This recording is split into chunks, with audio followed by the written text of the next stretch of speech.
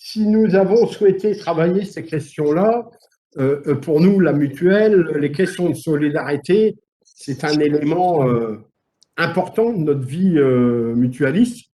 Je ne referai pas la présentation de la mutuelle, puisque, hormis dans nos deux invités, les autres connaissent, mais je leur en parlais tout à l'heure sur ce qu'est notre mutuelle et combien nous sommes attachés aux solidarités intergénérationnelles. La situation, malheureusement, avec le Covid, n'a fait que dégrader, mais vous me confirmerez ou pas après dans votre présentation, n'a fait que dégrader l'accessibilité au manger, et je dirais même au bien manger, mais on en parlera un petit peu tout à l'heure. Donc, tout de suite, on va présenter nos trois invités qui nous ont fait l'honneur de s'inscrire dans notre initiative. D'une part, ça permet de les mettre en lumière sur le travail qu'ils font. Et d'autre part, ça permet y compris de faire connaissance avec notre monde, je serais tenté de dire ça, qui est sur les questions de l'économie sociale et solidaire, même si tout le monde, je sais, n'est pas inscrit dans l'économie sociale et solidaire, mais au moins sur la philosophie, je crois que c'est quelque chose que l'on partage tous. Donc, je vous propose, c'est qu'on laisse monsieur Jean-Loup Lemaire, donc fondateur de la Tente des Glaneurs, nous présenter, et je sais qu'il a beaucoup à dire là-dessus. Voilà. Bonjour, merci de m'accueillir au sein de cette visioconférence. Je vais faire très, très court, mais très, très bref.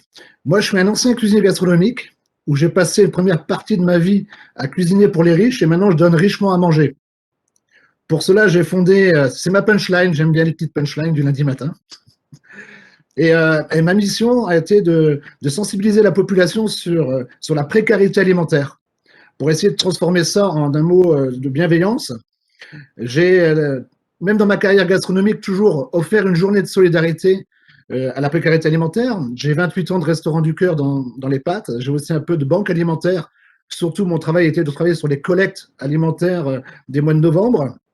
Je me suis rendu compte que dans ma ville, dans mon quartier de Oisem, qui est un très beau quartier, avec un immense marché le dimanche où il y a 650 commerçants et qui est traversé par 50 000 personnes, de 8h à 14h, dans un quartier de 28 000 habitants, il y avait un souci alimentaire. Il y avait des gens autour des containers et je me suis intéressé de savoir quelle était cette population. Et j'ai découvert une population qui n'avait pas accès à l'aide alimentaire pour deux raisons. Soit parce qu'elle éprouvait un sentiment de honte à se présenter devant ces institutions. C'est pas facile de venir et de justifier de sa précarité et de sa pauvreté, carrément, il faut le dire. Parce qu'on doit ramener tout un tas de documents, les avis d'imposition, les quittances de loyer, les factures, tous les problèmes bancaires, et aussi des personnes qui n'avaient pas accès non plus parce qu'elles ne correspondaient pas au barème. Donc ça, c'était important de trouver une solution. Et donc, comme j'appliquais déjà la politique de la ramasse au restaurant du cœur, c'est-à-dire qu'on va voir des commerçants et on récupère les invendus, je me suis dit peut-être que c'est intéressant de l'instituer et de l'inventer sur le marché de Oisem. Donc pour ça, j'ai rencontré les commerçants et je leur ai expliqué qu'on allait faire de la solidarité alimentaire et qu'ils allaient gagner de l'argent. Et pourtant, c'est un mot grossier, gagner de l'argent, et la solidarité alimentaire, c'est compliqué. Mais j'aurais expliqué qu'on allait, en luttant contre la précarité alimentaire, faire aussi une action de développement durable. Et même si la Tente des Glaneurs aujourd'hui est bienveillante et elle a une belle image, on reste quand même une association de redistribution d'urgence alimentaire. On va distribuer à 3/5 d'étudiants, 1/5 de retraités et 1/5 d'actifs. Voilà, ce sont notre population. Il faut savoir que depuis le début du confinement, on est à plus 38% et qu'on a une visibilité sur le mois de septembre à la rentrée de plus 50%.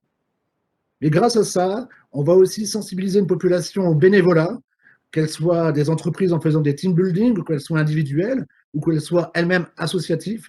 On va lui offrir l'occasion de s'essayer au bénévolat. Ce n'est pas toujours évident de se mettre dans un bénévolat parce qu'on a peur de la récurrence, on a peur de s'inscrire sur la continuité. Et j'ai créé un bénévolat à la carte. Pour ça, j'ai créé une association, concept franchisé, marque déposée, de redistribution exclusivement gratuite sur les marchés de France et d'Europe.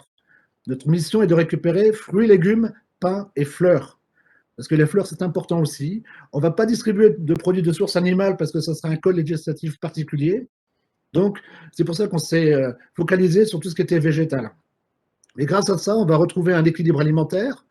On va retrouver aussi le plaisir de se retrouver autour d'un plat, avoir ce retour à une ambiance familiale complète, parce que c'est difficile de se retrouver autour de quelque chose avec tous les supports numériques qu'on a aujourd'hui, puis les différents strates de la société et des comportements.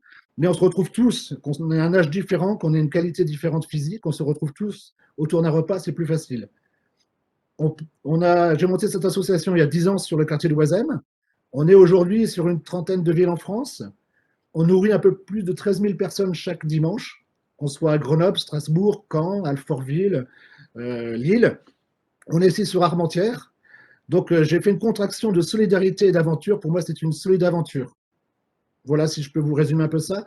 Grâce à ça, on a fait gagner aussi 1 heure de nettoyage à la ville de Lille, ce qui n'est pas négligeable. Ça veut dire qu'on libère l'espace public plus vite.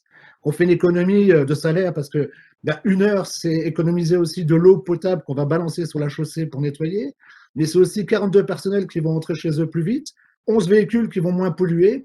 Et ça, ce n'est pas négligeable. Ça fait gagner une grosse somme d'argent à la ville. Et grâce à ça, on peut travailler sur le développement durable. Donc voilà.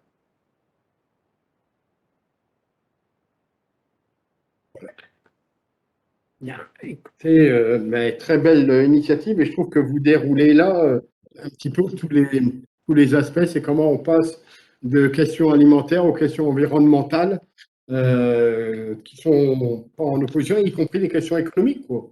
On aurait tendance à penser que la question économique, elle est des fois à opposer. Il faut savoir qu'au temps des glaneurs, quelqu'un qui va prendre un cabas, le prix, s'il avait dû le payer, il peut osciller entre 15 euros et 27 euros d'économiser. Donc, c'est pas négligeable. Oui, C'est pourtant ce qu'on allait jeter à la poubelle. Oui. Mais de manière, bon, allez, j'arrête un peu, on a un hélicoptère, on est proche des urgences. C'est les aléas du direct, comme on dit. Voilà. Mais de manière, je pense que vous reviendrez largement dans le débat et dans les questions qu'on a envie de vous poser collectivement. Merci. Michel Nollet, est-ce que c'est réparé? Alors, hop. Voilà. Est-ce que c'est bon? Très bien, Michel. Ah. Merci. Heureusement qu'il y a des jeunes autour de moi pour me faire partager la technologie. C'est pas mon fort. Bon, alors, je suis assez semblable au temps des glaneurs, mais nous, on est aussi une association qui a environ 10 ans. Donc, on se situe sur la vallée de la Lys, donc à Luin. Donc, on a plusieurs camions, donc on récupère les marchandises sur Grand Frais, Leclerc, Carrefour, et on est aussi adhérent à Dons Solidaires et à d'autres associations au niveau national. Donc, on reçoit toutes les familles qui sont envoyées par les UTPAS et par les assistantes sociales des différents CCAS de la vallée de la Lys. Et également, depuis environ 2 ans, je crois, on a aussi des familles qui nous viennent de Tourcoing et les environs. Voilà. Donc, on a le prix moyen qui est demandé pour une marchandise est équivalent à 20% du prix du commerce. Donc, ça permet aux familles de faire leurs courses et de pouvoir avoir accès à des produits autant épicerie, vêtements, ménagers. Il nous arrive même parfois d'avoir des machines à laver, des frigos, bon, ça c'est un peu plus rare, mais ça peut aussi faire partie des dons. Et voilà, donc je crois que ce qui a été dit, on se rejoint, on est dans le même style à part que nous, on peut aussi fournir du poisson, de la viande et des produits alimentaires variés. Voilà. Un peu. On a une équipe de bénévoles qui est fluctuante et puis on accueille en ce moment, on accueille beaucoup de personnes qui doivent faire des stages et qui ont de grosses difficultés à trouver des stages par rapport au Covid. Voilà. Qui est un peu différent des mois qui étaient avant le Covid. D'accord. Michel, pour mon éclairage, et y compris un peu pour tout le monde, si j'ai bien compris, donc vous faites payer les gens sur ce qu'ils prennent, Oui. mais je me doute que c'est y compris sur une démarche que vous faites payer. Donc nous, là, l'épicerie, elle a un coût. Donc on a un loyer, on a des camions à faire entretenir. Et le principe, c'est que les personnes qui viennent ici, quand elles voient l'assistante sociale, nous, c'est pour les aider ponctuellement. Donc c'est pas, c'est pour venir en complément des Restos du Cœur, de ce type d'association. Nous, on est plus dirigé vers des gens qui ont encore un reste à vivre. Donc, on leur permet d'avoir accès à un choix. Alors que dans les associations style Resto du Cœur, on leur offre un colis. Donc, il n'y a pas de choix. D'accord. Et y compris, je pense que dans la démarche, c'est pour que les gens se sentent propriétaires puisqu'ils achètent. Voilà. C'est aussi sur une démarche comme ça, quoi. Donc nous, notre but, c'est de pouvoir que les personnes puissent se retrouver dans un système proche d'un commerce normal. Voilà. Pour pouvoir faire un choix, pour pouvoir garder leur dignité et ne pas se voir imposer des marchandises. Bon, il est vrai que quelquefois, il y a certains produits qui nous sont plus difficiles à trouver, donc là, on limite. Là, il y a en ce moment le taux de don est remonté, mais on a dû un peu freiner certaines marchandises durant le confinement qui étaient plus difficiles à trouver. Voilà.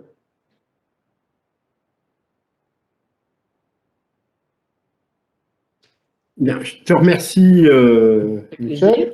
Et donc, tu avais fini, hein, je ne voudrais pas te couper la parole. Non, je crois voilà. que... Non, mais même si après, on pourra s'inscrire, bien sûr, dans le débat au fil du temps et des questions qui vous seront proposées. Eh bien, on va finir par manger, on va y arriver, avec les paniers de Léa. Et je vais donc laisser la parole à Bastien Dogna. Eh bien, enchanté. Bonjour à tous. Merci beaucoup pour l'invitation. Je suis flatté de faire partie de ce rendez-vous. Alors, nous, chez les Paniers de Léa, on n'est pas une association, nous, on est une entreprise, mais une entreprise qui cherchons à avoir un impact depuis notre création. Et ça se matérialisera cette année par la transformation de nos statuts pour en devenir une entreprise à mission. On s'est créé, nous aussi, il y a une dizaine d'années. On a lancé les paniers de Léa avec comme objectif de contribuer au développement des circuits courts dans la métropole lilloise, puisque avec mon associé travaillait pour une coopérative agricole et était heurté par les flux de marchandises, de produits frais qui n'avaient pas de sens et qui arrivaient à des aberrations environnementales et sociales pour lesquelles on a souhaité contribuer à changer les choses. Mais donc on s'est développé il y a 10 ans sur un modèle où on proposait aux particuliers de commander des produits frais en circuit court, sauf que au bout de 2 ans, on a failli l'entreprise a failli mourir puisqu'on avait du mal on perdait de l'argent en fait, même si ça se développait d'un point de vue commercial, on continue à perdre de l'argent. Donc on a fait un virage en 2012-2013 tout en gardant notre mission de faire manger mieux les gens de manière plus responsable, mais on s'est adressé aux entreprises.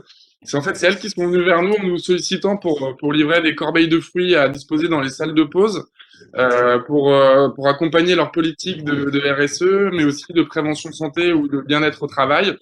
Et en fait, finalement, de fil en aiguille, on a développé, on s'est inspiré des nouveaux modèles économiques, et notamment celui de l'économie de la fonctionnalité et de la coopération, qui nous correspond beaucoup, puisque l'idée, c'est d'essayer d'avoir un impact positif sur chacune des actions qu'on mène. Et nous, notre mission, du coup, c'est transformer et faire en sorte que l'alimentation soit un outil au cœur des stratégies des entreprises, que les gens aillent vers une alimentation plus saine et plus durable, puisque ça va de pair avec leur volonté dans les entreprises de faire en sorte que les gens soient mieux au travail, puisqu'il y a beaucoup de problématiques de mal-être au travail. Et donc aussi, ça répond aussi à leurs obligations de santé au travail et de développement durable. Et donc, du coup, l'alimentation, c'est un outil formidable. Et donc, on vend aux entreprises des services autour de l'alimentation. On s'appuie sur deux jambes. La première, c'est la livraison de produits sains et durables du coup dans les entreprises. Donc, ça a commencé par les fruits. Mais on a développé toute une gamme de petits déjeuners 100% locaux, par exemple, pour éviter de commander des petits déjeuners industriels, des plateaux repas qui sont cuisinés par un chef qui respecte un cahier des charges qu'on lui a fourni, à savoir des produits de saison aux priorités locaux, etc. Mais aussi un snacking healthy. Et voilà, donc du coup, ça se développe plutôt bien. Et la deuxième jambe, c'est des animations et des ateliers de sensibilisation qui permettent de donner les clés de ce que c'est une alimentation plus saine et plus durable, ce qui permet du coup de mettre des petites graines dans la tête des gens qui vont peut-être vouloir avoir envie d'aller faire cette alimentation plus saine et plus durable. Et du coup, ça va de pair avec la mise à disposition de produits sains et dans les salles de pause, et ce qui fait qu'en fait, ça crée un effet positif.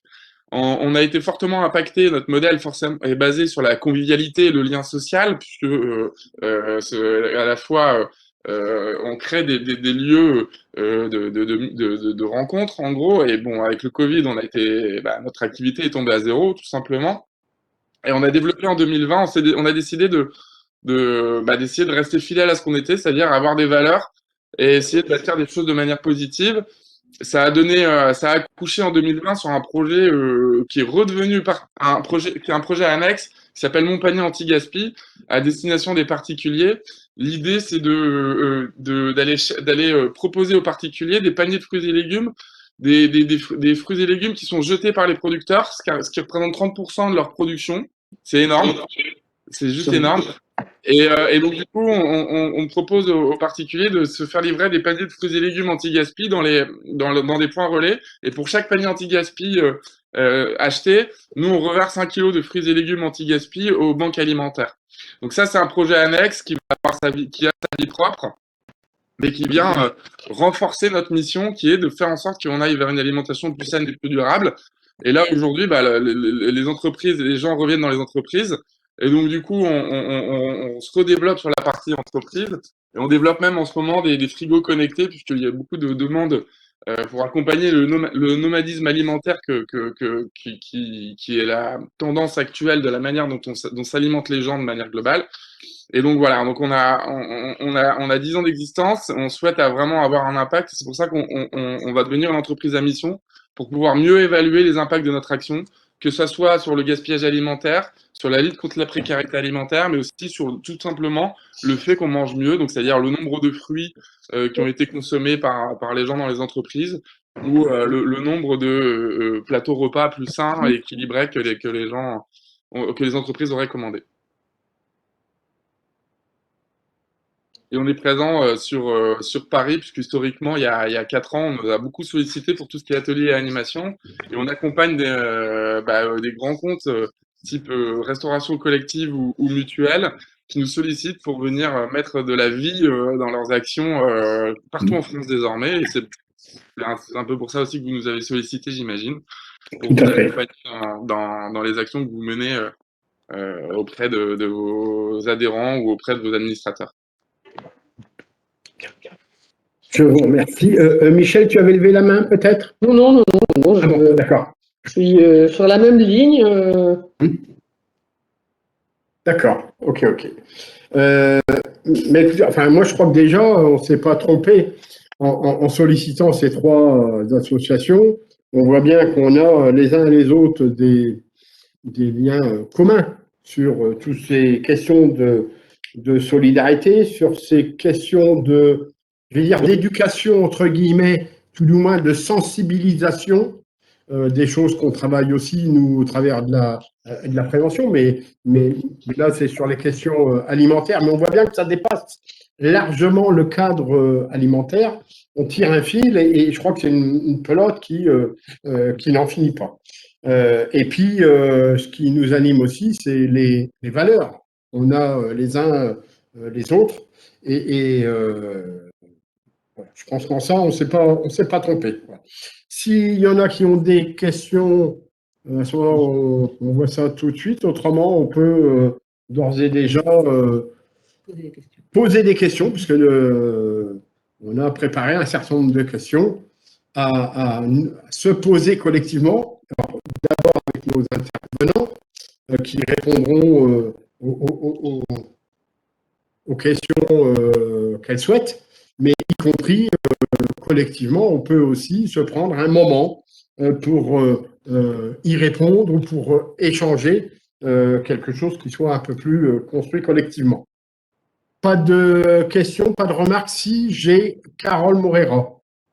Oh non, juste une petite réflexion de Oui. se dire que en fait on a trois acteurs différents hein, dans le montage qui leur est propre, hein, qui finalement se rejoignent puisqu'ils ont bien lié la partie sociale à l'alimentation et on voit bien ce qui est mis en avant hein, sur les circuits courts sont aussi de responsabiliser la population hein, de différentes manière, mais on voit bien que le social est au cœur des besoins, quoi qu'il en soit, on le ressent qu'il y a le social et que ça réunit tout ce qui est mis en œuvre, en tout cas ces acteurs. On voit bien que ça, c'est quand même quelque chose qui est porté, outre l'alimentation et les besoins primaires de s'alimenter.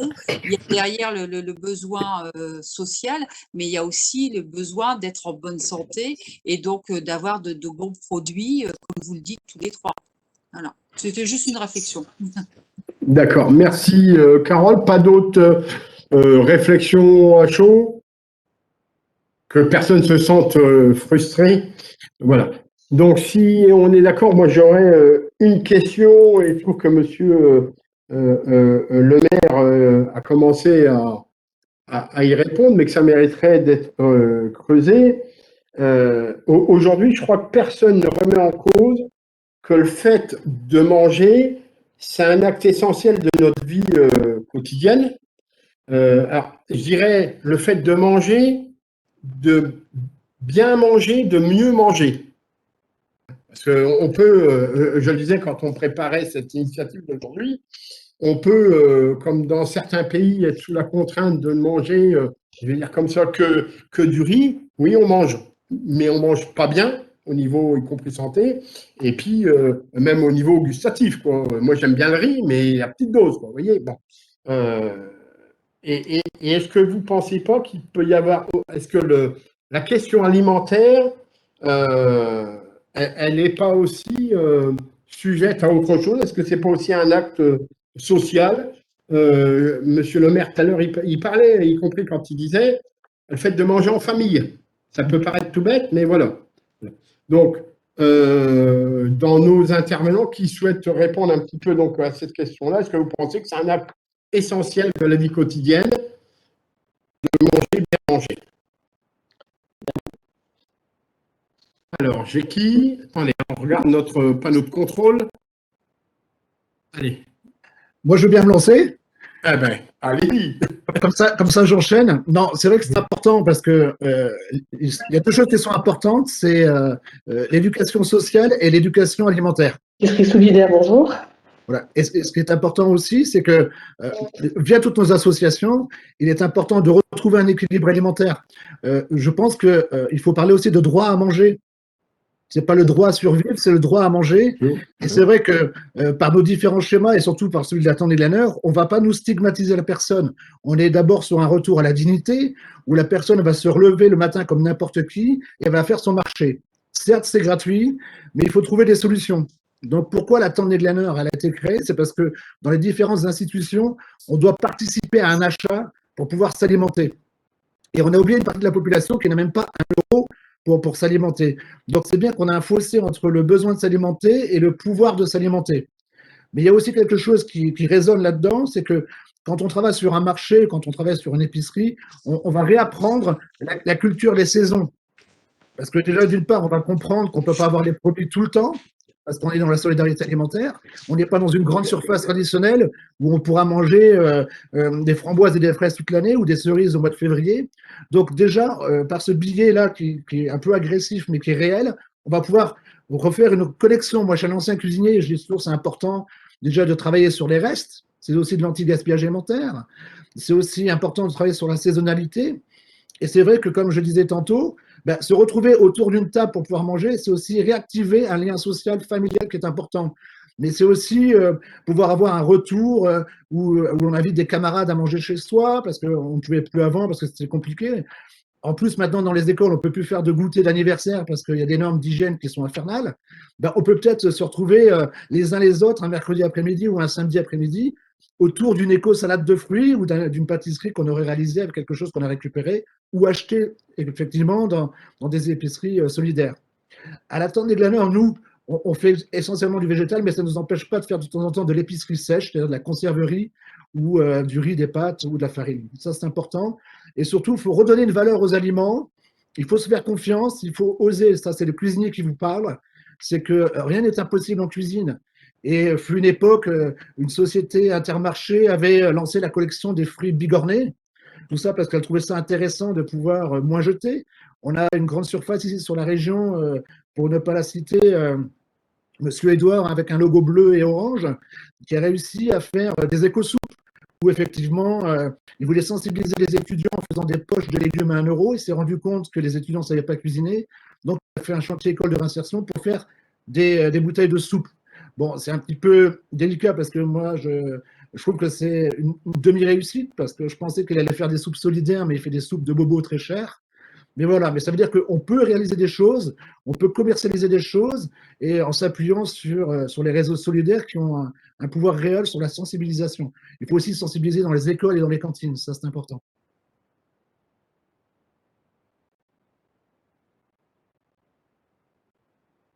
Est-ce que dans les autres associations, vous souhaitez intervenir ou même y conclure là? Moi, je pense que là, il y a quand même des questions Ah, c'est pas des questions, des questions qui, qui sont posées de ce que vous disiez.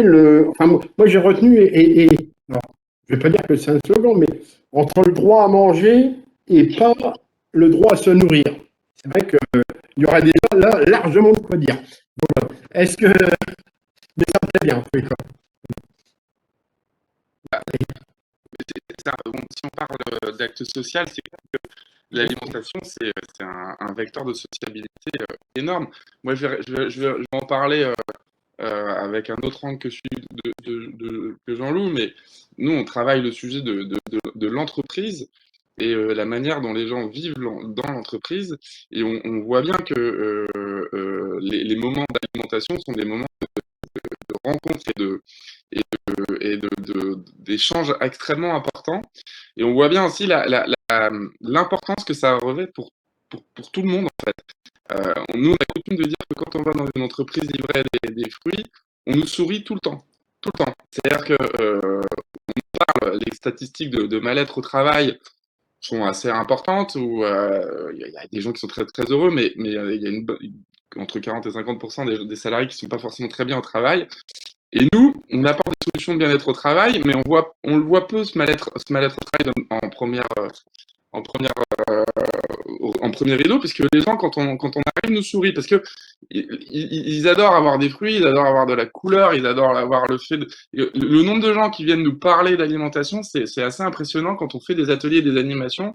À chaque fois, les gens ont une histoire sur le fait qu'ils aient planté des kiwis dans leur jardin, le fait qu'ils cuisinent les haricots de telle manière, le fait qu'ils ont quelqu'un qui est agriculteur dans leur famille. C'est incroyable. Le pouvoir du sujet alimentation pour parler pour évoquer les sujets profonds est assez impressionnant. Et c'est pour ça que aujourd'hui, on commence, nous, à avoir des entreprises qui comprennent qu'il faut manager l'alimentation. C'est un peu bizarre à l'origine, puisqu'elles ne managent pas l'alimentation, elles managent d'autres sujets. Mais en fait, elles comprennent qu'en manageant l'alimentation, elles vont avoir des impacts positifs sur justement le sujet de marque employeur, de fidélité à l'entreprise, d'échanges informels qui font avancer les sujets qui sont problématiques, etc. Et en fait, le Covid est venu un peu couper ces relations-là. Et aujourd'hui, on est sollicité avec le digital sur des ateliers de cuisine parce que ça crée du lien, et vraiment, c'est un grand succès. Ça crée du lien et ça permet de se retrouver même à distance. Donc, du coup, l'alimentation est toujours au cœur de sujets positifs. Donc, c'est un autre angle que celui de Jean-Loup, parce qu'en effet, après, il y a beaucoup de dignité et aussi pour les gens qui sont en situation de précarité derrière les problématiques d'alimentation. En effet, il parlait du fait de s'inviter chez les uns et chez les autres autour d'une bonne table. Et c'est vrai que c'est une vraie problématique quand on n'a pas les moyens de pouvoir rendre une invitation qu'on a reçue. Et donc, du coup, on a un vrai problème de dignité sociale. Et donc, ça, c'est un peu moins mon sujet, puisque c'est travaillé par des gens comme Jean-Loup ou d'autres associations. Mais oui, la sociabilité du sujet alimentation est évidente et même très puissante, en fait.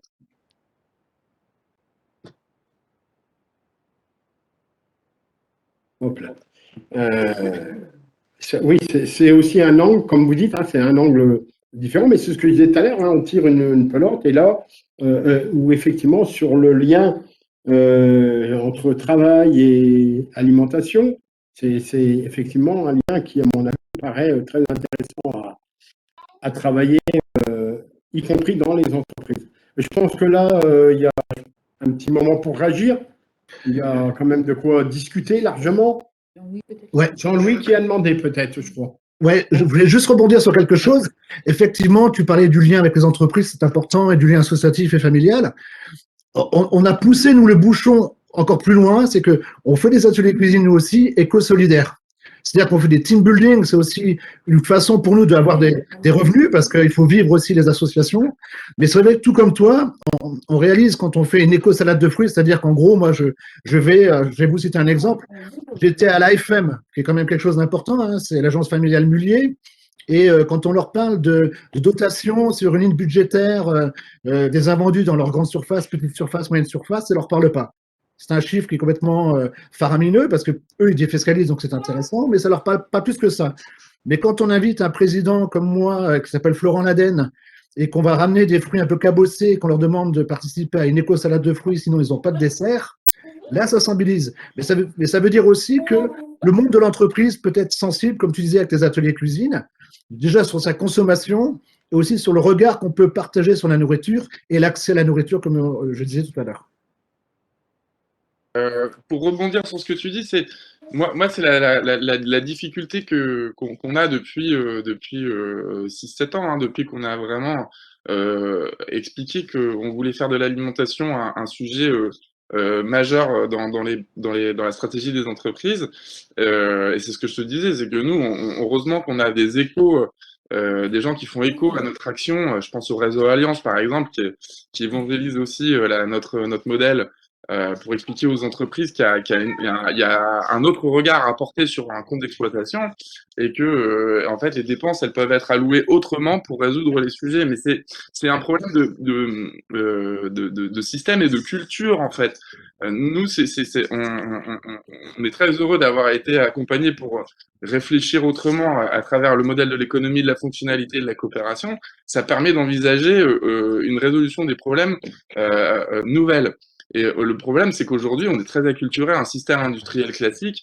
Et aujourd'hui, les entreprises, elles ont enfin, les décideurs ont souvent un compte d'exploitation dans la tête, quoi. Un trait classique. Et c'est un problème, donc, du coup, il faut vraiment acculturer de manière profonde. Et c'est pour ça qu'on a décidé de développer des ateliers et des animations, puisque on le fait de manière très conviviale pour attirer et pour sensibiliser. Mais il faut évangéliser, évangéliser, évangéliser, évangéliser. Hein. C'est assez long. Bien, bah écoutez, là, s'il n'y a pas de questions ou pas de remarques. Béatrice qui voudrait Ah, Béatrice, bah oui. Alors, Jean-Louis n'hésitez pas à vous inscrire, on va prendre. Attendez, n'hésitez pas à vous inscrire, on va prendre et on va faire en sorte que tout le monde puisse s'exprimer. Il y avait Jean-Louis qui avait demandé aussi. Oui. On avait Jean-Louis? Ah, ben nous, on l'a pas. Bon, c'est pas grave. Donc, s'il y a Jean-Louis, vas-y, Jean-Louis, je t'en prie. Oui, bravo à tous pour les présidents des associations. Mais à une certaine époque, moi, vous n'allez pas dire que je suis du vieillisme, mais enfin, il y a plus de 20, 25 ans que l'on avait commencé à comprendre que les gens, il fallait les sociabiliser. et leur réapprendre à manger. Parce qu'en fait, compte, c'est pas avec 500 € que tu peux bien manger, bien vivre. Donc, on a essayé avec l'association des retrouvailles, je sais pas si vous connaissez, Jean, vous peut-être. On a essayé de resocialiser, mais réapprendre aux gens comment un légume se germe, comment il pousse. Donc, on a repris le b.a.-ba de la plantation dans des friches industrielles et on a resocialisé tous ces gens-là grâce aux plantations, grâce à des jeux, comment dirais-je, d'une certaine manière, faire rencontrer les gens. Et ça fait 25 ans que ça dure et ça continue à durer. Donc, c'est très bien de donner à manger. C'est super parce que sans manger, ben, on est démunis. Mais il faut aussi sociabiliser les personnes, les réapprendre parce que la culture, il faut absolument la réapprendre. Parce que dans les, dans les supermarchés, vous ne voyez rien, vous mangez des trucs chimiques. Donc, il faut réapprendre à ces gens-là à manger sainement. Bon, je vais arrêter là. Merci Jean-Louis. Donc après, on avait Béatrice. Oui, je suis très contente effectivement de ce partage et d'échange, puisque nous, à Hasbrouck, la ville que tout le monde connaît pour les jardins de l'abbé Lemire, je pense que c'est les jardins familiaux, donc ça a toujours existé dans notre ville, effectivement, de partager dans les quartiers les plus populaires, les plus en difficulté, des moments sociaux, mais des moments aussi conviviaux. Et c'est vrai que ça a perduré, ça perdure encore aujourd'hui, puisqu'on relance dans les quatre coins de la ville des jardins familiaux. Alors, on ne dit plus les jardins ouvriers, on dit des jardins familiaux. Moi, j'en ai un avec mon époux, on cultive notre jardin, mais on participe avec d'autres à se partager. Quand on a trop de légumes, eh ben, c'est nos voisins les plus âgés qui en sont bénéficiaires parce que malheureusement, eux ne peuvent plus aller au jardin. Et même des collègues de la SMH ont effectivement ce bénéfice quand on a trop de légumes à un moment de la période de l'année. Mais je pense qu'effectivement, j'ai toujours eu cette éducation naturelle de partager avec d'autres, puisque moi-même, à un moment donné de ma vie, j'ai eu besoin du secours populaire parce que j'étais en grande difficulté. Donc, on a toujours eu naturellement ce partage. Donc, aujourd'hui, quand on voit qu'on mène ça avec l'environnement, le développement durable, eh ben, je dis bravo parce que moi, mes grands-parents étaient cultivateurs et n'ont jamais mis de pesticides, effectivement, sur leurs champs. J'allais, au matin désherber à la main, voilà. Donc, il y a tout ça que vous voudrez aussi retransmettre à nos jeunes générations. Et je pense qu'il y a du boulot, parce que ça, c'est vrai que malheureusement, nos jeunes générations n'ont plus cette vision des choses, de comment on cultive, comment effectivement, quand ça arrive dans notre assiette, d'où ça vient, comment ça a été fait, voilà. Je pense qu'il faut partir de là. Et dans notre ville, depuis maintenant plusieurs années, les centres sociaux, parce que nous avons la chance d'avoir 4 centres sociaux sur la ville, ils ont mis à contribution effectivement leurs adhérents dans des ateliers cuisine. Donc, ils partagent des moments où ils refont de la cuisine à partir de produits effectivement qui sont ramassés sur les marchés, parce que là aussi, il y a de la récupération sur les marchés, alors sous une forme ou sous une autre. Mais voilà, l'idée est là, elle est partagée, elle est mise en place, et je pense qu'effectivement, ça fait son bonhomme de chemin. Sauf que j'ai constaté, la semaine dernière, on a fait quelques courses, que nos jeunes générations, à l'heure du midi, ils allaient de nouveau à McDo. Voilà. Donc ça, voilà, je crois qu'il y aura du pain sur la planche à la sortie de la crise pour reprendre ça en main, parce qu'il y a des choses que je pense qu'effectivement, il y a beaucoup d'éducation, de pédagogie à mettre en place chez nos jeunes générations, parce que la solution facile, oui, elle est facile, mais c'est pas la bonne nutrition, c'est pas la bonne santé. Et après, quand ils arrivent effectivement dans le monde du travail, alors là, je ne vous en parle pas. Je fais partie d'une association, de plusieurs associations de précarité, et on avait, avec la mutualité, mis en place les petits déjeuners.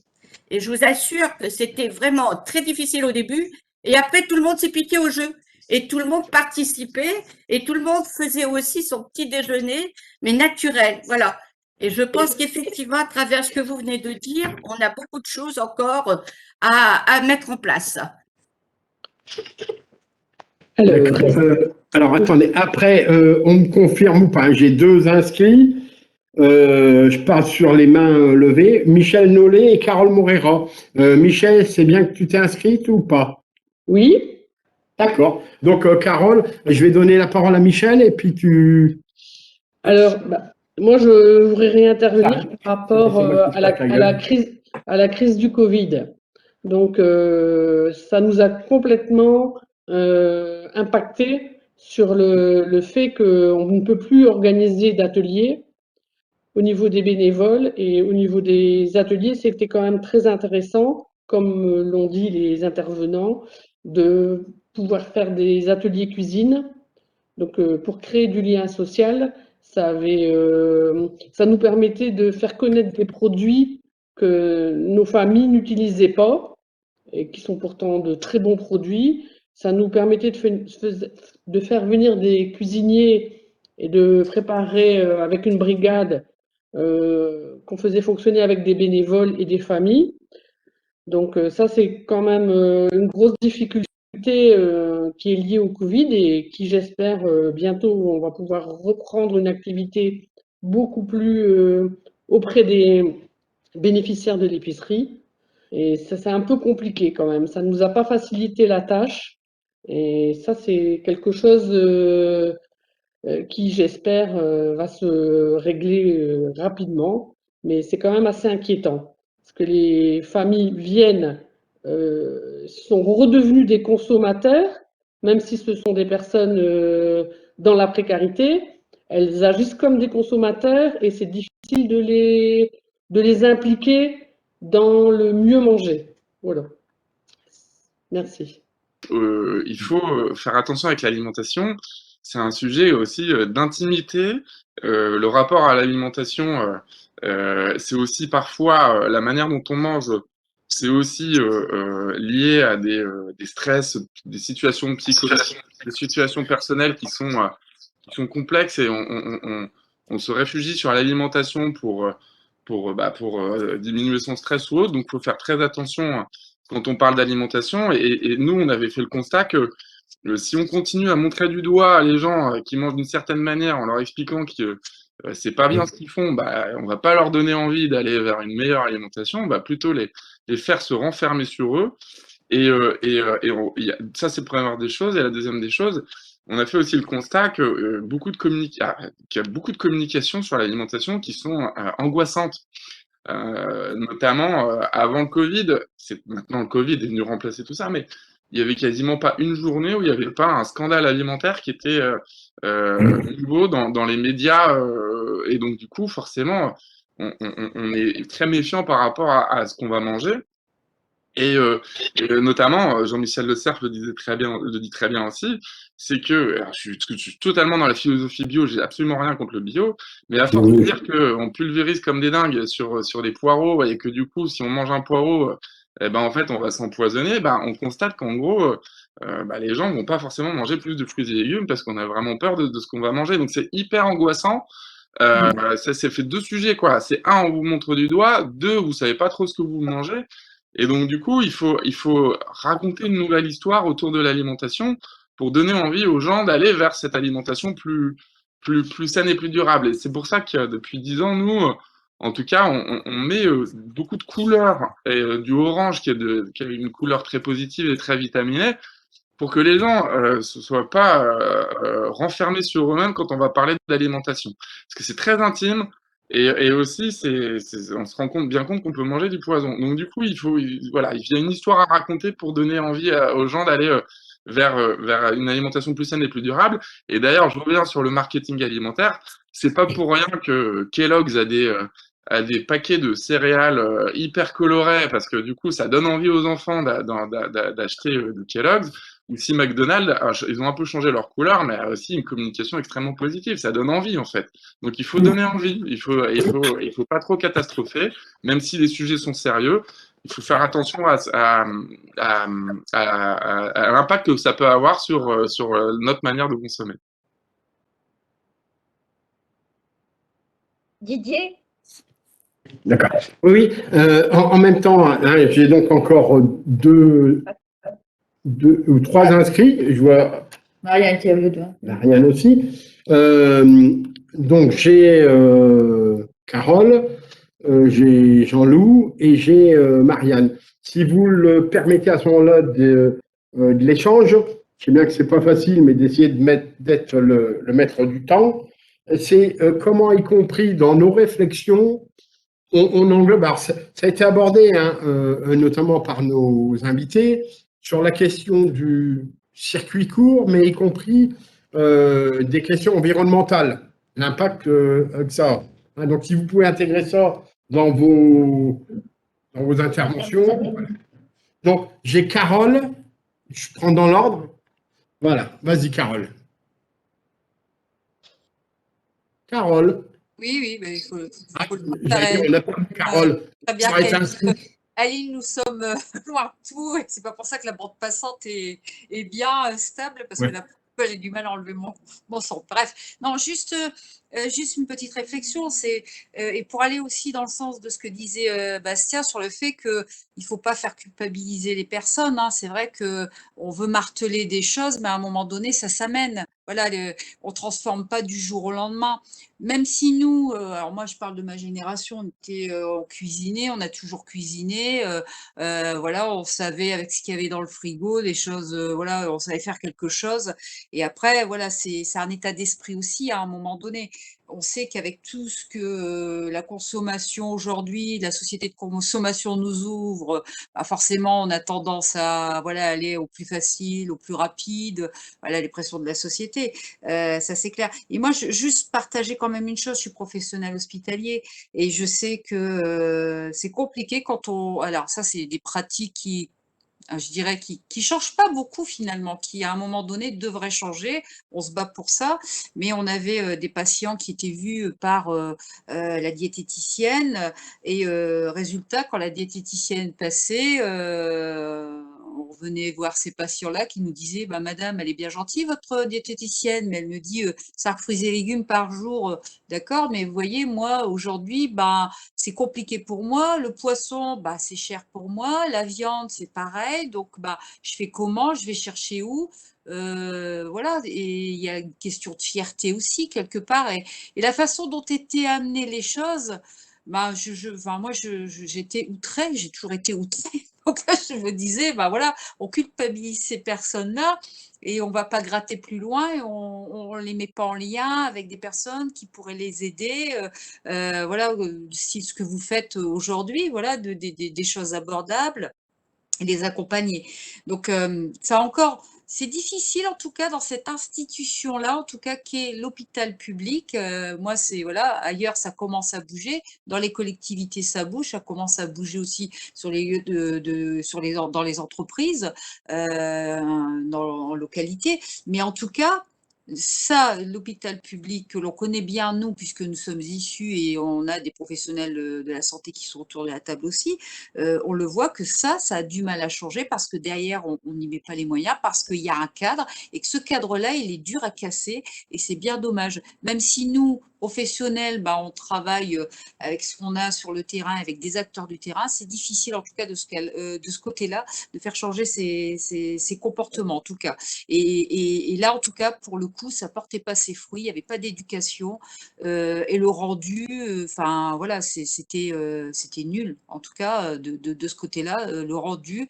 Et quand on parle d'éducation populaire, et je tiens à le dire, l'éducation populaire, c'est ça aussi, et c'est revenir aux bases, c'est revenir voilà vraiment au socle et de repartir voilà dans des bonnes démarches en tout cas.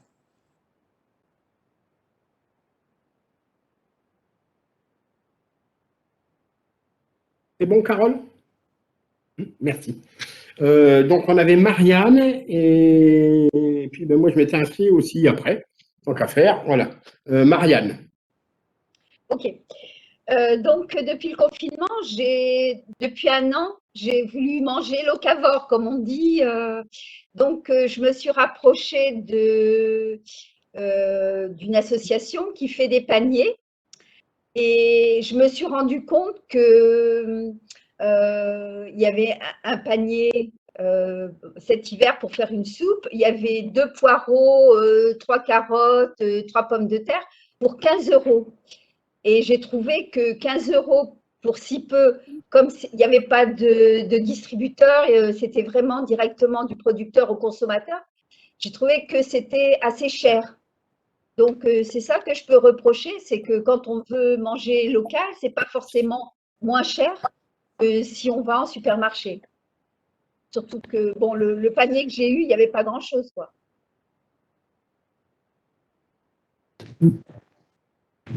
Merci pour. Non, mais c'est bien de livrer aussi son expérience et puis le retour et l'avis qu'on peut en avoir. Hein. C'est bon, Marianne? Oui, Oui, non, mais voilà. Je ne voudrais pas censurer qui que ce soit. Voilà. On a Bastien, donc après. Oui, je voulais juste rebondir sur ce que disait Marianne, parce que c'est un sujet que je connais bien. Comme j'ai expliqué à l'origine, nous, il y a 10 ans, on a lancé un système de panier de fruits et légumes 100% locaux. Et là, il y a l'an dernier, on a lancé un système de panier de fruits et légumes anti-gaspi, 100% locaux aussi d'ailleurs. Et sur la composition du prix d'un panier, alors je ne sais pas quelle association, auprès de quelle association vous vous êtes adressé, mais ce qui est sûr, c'est que c'est imbattable d'aller dans les fermes directement pour aller acheter directement aux producteurs. Et en fait, la problématique du panier associatif, il y en a qui s'en sortent, hein, mais c'est tous les coûts autour, en fait. C'est le coût d'approvisionnement, le coût de préparation et le coût de livraison, en fait. Et en fait, dans le prix du panier, vous avez un coût que l'association va supporter qu'elle va faire à votre place en fait. Et ça le problème c'est qu'on a du mal avec nous on a arrêté parce on s'en sortait pas en fait. Hein.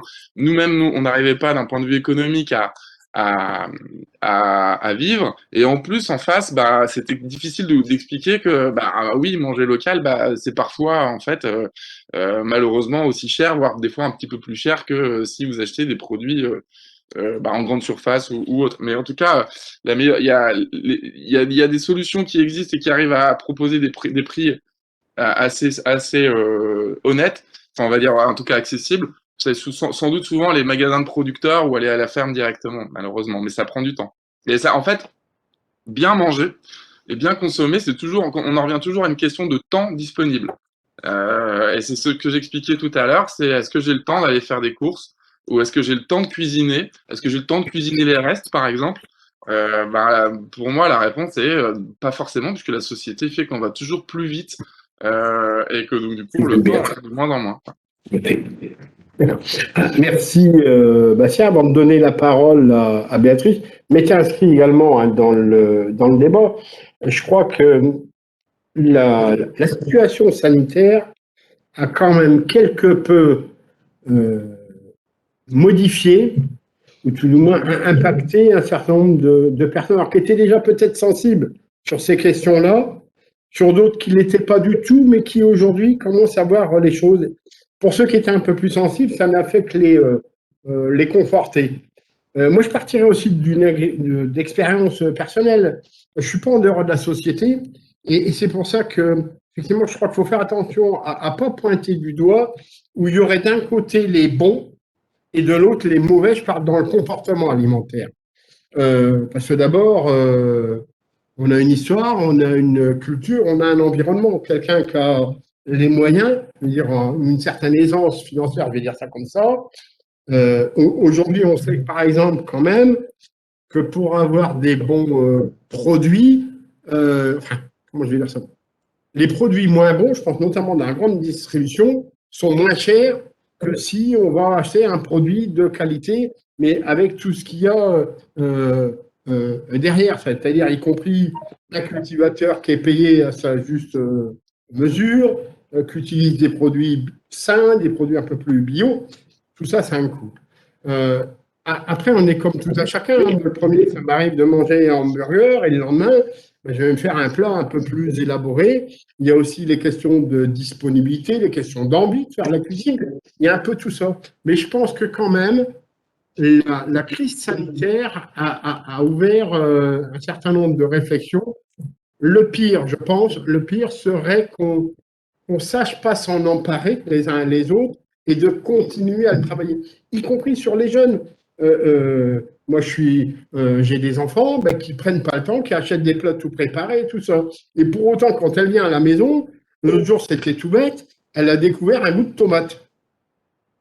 Ça peut paraître risible, mais pour moi, en tous les cas, ça ne m'a pas fait rire. Je dis, mince, à l'âge que toi, tu découvres le goût d'une vraie tomate. C'est vrai que j'avais été la chercher dans ma petite épicerie, qui travaille lui-même en circuit court. Mais voilà, je pense qu'il ne faut pas opposer les uns aux autres. Il faut prendre le temps. Et c'est en ça qu'on doit travailler, étendre. Après, effectivement, que l'aspect financier, des fois, peut être un frein au mieux manger et à apprendre à manger. Alors après, y compris, même si la cuisine elle s'est améliorée, faire la cuisine, ça prend du temps. Et ce n'est pas toujours évident de prendre le temps de faire la cuisine, d'apprendre à travailler des produits qui ont été un peu perdus parce que la grande distribution a fait en sorte qu'on oublie tel produit pour gagner l'autre. Hein. Je veux dire, quand on regarde par exemple, le système américain, globalement, leur bouffe, c'est les pizzas, c'est les machins, enfin, c'est toute cette malbouffe, quoi. Ben, nous, c'est y compris comment on amène toutes ces questions-là. Voilà. Et y compris, j'en reviens sur ce que je disais tout à l'heure, moi, je sais que j'ai changé quelque peu, mon habitude alimentaire en allant à mon petit primeur du coin, qui lui-même est engagé. Je sais que chez lui, j'aurai pas de fraises au mois de janvier. Ça, c'est une évidence. J'aurais pas tel fruit, tel machin, si c'est pas la saison. Et parce que lui, y compris, on discute souvent ensemble, il est très sensibilisé. Des fois, quand je lui dis, bah, t'as pas tel truc, c'est le même qui me rappelle à l'ordre. Il me dit, mais attends, je vais pas faire venir ça d'avion au niveau de la pollution, au niveau de l'environnement. Non, il dit, voilà, travaillons des produits du moment. Voilà. J'avais Béatrice après et Jean-Loup après. Béatrice? Oui, oui.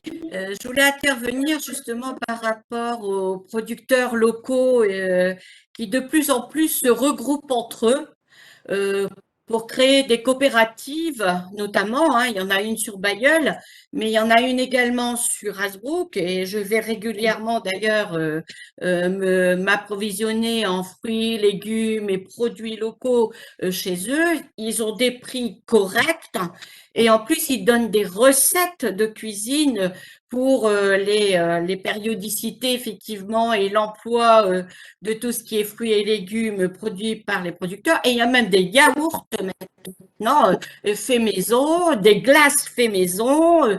Je peux vous dire qu'effectivement, on a aujourd'hui un impact qui est véritablement bien inscrit, même dans les Flandres, au niveau effectivement de cultiver, produire local et surtout, hein, sur tous les domaines, aussi bien viande que poisson. Là, hier à midi, ben, j'ai fait de la truite, voilà, de la truite fumée qui vient effectivement du sud du département du Nord. Voilà.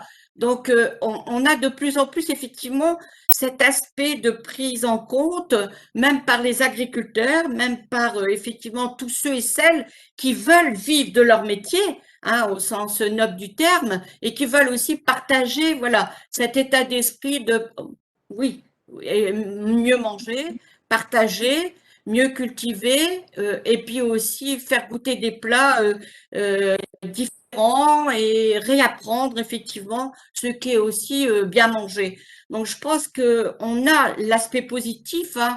Tout à l'heure, je l'ai fait sciemment à provoquer parce que ça avait eu le don de m'énerver de voir de la nouvelle génération qui avait eu des bons comportements repartir voilà sur le McDo. Mais bon, ça c'est c'est mon aspect purement sensibilité aussi voilà humain parce que je dis c'est vrai qu'on a eu des bonnes, voilà, des bonnes accroches pendant cette période de la crise sanitaire. Il faudrait pas la perdre. Voilà, ça c'est clairement établi qu'il faut qu'on se serve de tout ça pour repartir à prendre le temps de cuisiner. Alors, je comprends tout à fait que quand on est au boulot et quand on rentre le soir, on n'a pas envie de cuisiner. Mais bon, je pense qu'il faut qu'on réapprenne effectivement de cuisiner des plats simples qui ne demandent pas toujours beaucoup de temps, voilà, mais repartir sur des choses effectivement véritablement locales et puis conviviales, et même pourquoi pas les faire partager avec les enfants. Moi, j'ai une petite fille qui a 14 ans. Avant, on faisait la cuisine ensemble. Aujourd'hui, bah, c'est les réseaux sociaux, voilà. Donc, il y a aussi cet aspect-là de réapprendre et ben, tout simplement à décrocher, voilà, un peu des réseaux sociaux et puis de partager avec papa et maman, avec papy et mamie, quand on a la chance, effectivement. Cet aspect-là, je pense qu'il faut l'avoir en tête. Nous aussi, en tant que mutuelle, dans le passé, hein, tout à l'heure, j'entendais Bastien qui disait qu'il avait fait effectivement un travail avec l'Institut Pasteur. Et nous, dans le passé, la mutuelle SMH avait aussi fait des conférences sur le bien manger, le bien se nourrir aussi, avec des conférenciers qui venaient de l'Institut Pasteur. Donc, je pense que voilà, la mutuelle, elle a pas effectivement été à côté depuis des années. On doit peut-être réapprendre à redynamiser avec ce qui est aujourd'hui notre vie, notre société d'aujourd'hui. Mais je pense qu'effectivement, on a un atout. La crise sanitaire est là. Elle va nous bouger effectivement les curseurs et apprenons à vivre plus posément, moins vite et prenons ce temps-là effectivement pour mieux manger. Je pense qu'on a cet atout-là et il faut s'en saisir. Alors, ça va être peut-être plus compliqué qu'on ne croit, mais il faut s'en saisir. C'est ce que je voulais effectivement dire comme intervention. Merci Béatrice. J'ai Jean-Loup et puis après je vous propose qu'on avance tout doucement jusqu'à l'heure du repas. Vous voyez, comme quoi on continue. Voilà. Mais avant de donner la parole à Jean-Loup, si tu permets, je pense que je réfléchissais en même temps à ce que tu disais, mais je ne sais pas, je me tourne en même temps vers Valérie. On pourrait très bien essayer, par exemple, de regarder avec les professionnels, ben, notamment les associations, pour sortir une recette du mercredi. Mais alors moi, dans mon esprit, ça serait la recette du mercredi, le lien entre les grands-parents et les petits-enfants, parce que bien souvent, on garde les petits-enfants, et une recette simple qui pourrait être faite d'une manière éducative. Parce que si un enfant, enfin, moi je pense, si un enfant participe à l'élaboration d'un plat, même s'il n'aime pas, enfin, même s'il pense qu'il n'aime pas, parce que des fois, mais moi, je sais pas, j'ai des petits-enfants, ils n'aiment pas sans avoir goûté. Bon. Je pense qu'en proposant des petites recettes simples, éducatives, qui sont en même temps sous forme de jeu, c'est quelque chose qu'on pourrait proposer, la recette du mercredi, papy, mamie, enfin voilà. Je balance ça, on verra ce qu'on en fait après. Qui peut aussi faire le lien avec justement le fait d'utiliser des produits, voilà. Bon. Je pense qu'il y a quelque chose à gratter dans ce que tu as dit, Béatrice. Puis en même temps, il y a le lien, y compris le lien social, le intergénérationnel, il y a un peu tout ça. Voilà. J'avais Jean-Loup. Oui, vous m'entendez? Ouais, c'est tout bon. Ouais, alors effectivement, j'ai un constat, et on l'a fait depuis de nombreuses années, c'est qu'il y a deux catégories de supermarchés, d'hypermarchés, et il y en a effectivement où on a de la malbouffe, et elle est peu chère. Et ça fait qu'on a un gros souci sur notre population précarité alimentaire, parce qu'ils sont saturés en graisse, en sucre, en tout ce qu'on veut, en saloperie. Ça, c'est quelque chose qu'on a du mal à gérer, et surtout au moment de ce qu'on appelle la sainte touche, quand cette population va toucher ces aides financières pour manger, eh ben, ils ont envie de faire comme tout le monde, donc ils se font des gros caddies avec un peu n'importe quoi et des magnums de coca et vas-y que des gros paquets de chips et de la cavette saturée et du popcorn. Enfin, c'est très compliqué. C'est quelque chose qu'on va réussir à gérer, mais c'est très très long. C'était pour revenir sur la malbouffe des hyper. Je veux aussi vous parler qu'on a les AMAP, les circuits des AMAP, où on peut acheter des produits circuits courts qui sont pas chers. Vous avez des producteurs sur les marchés. Vous pouvez acheter des choses qui sont de qualité peu chères. C'est vrai que c'est compliqué de faire les courses, mais je peux vous certifier que sur la métropole lilloise, il y a un marché tous les jours. Donc, vous pouvez trouver une solution qui peut effectivement vous apporter une qualité nutritionnelle et puis une variété. C'est aussi important. Pourquoi ne pas se mettre avec un voisin, avec une voisine ou avec les gens du quartier pour dire, bah, tiens, le lundi, c'est toi qui fais les courses, le mardi, c'est toi, le mercredi, c'est toi, et puis je prends pour tout le monde. Les AMAP, elles fonctionnent très bien comme ça, où ils vont préparer des caisses de légumes qui ont été précommandées, et puis il y a quelqu'un qui va les chercher. Donc c'est aussi une solution qui est contrôlée avec son porte-monnaie, contrôlée avec sa qualité, tout est possible. Mais n'oubliez pas, c'est le marché des producteurs, ces AMAP, et puis ces producteurs sur les marchés non sédentaires. Je voulais revenir aussi sur la cuisine. Oui, c'est vrai que si on veut bien cuisiner, c'est long, mais c'est de l'organisation. Il faut simplement se dire, bah, quel est le jour où j'ai le plus de temps? Et ce jour-là où j'ai le plus de temps, je vais le consacrer à la cuisine. Je vais peut-être mêler mon mari ou ma femme ou mes enfants avec. Et puis, on aura, par exemple, un plat riche qu'on pourra diviser. Un jour, on aura un légume plus riche. Et puis, on pourra… la cuisine, c'est 80%, c'est de l'organisation. Alors, effectivement, je vous en parle comme un professionnel, mais aussi dans son foyer, on peut s'organiser. On sait quelque chose qui est plus long à cuire, quelque chose qui est moins long à cuire, eh bien, on ne va pas les démarrer en même temps, par exemple. On sait qu'il y a un plat qui sera plus familial, on va le conserver peut-être sur le moment de la semaine où on est tous réunis. C'est important. Un des effets bénéfiques qu'on a pu contrôler pendant le confinement, c'est que, étrangement, on vendait plus de farine, de sucre, de lait et d'œufs.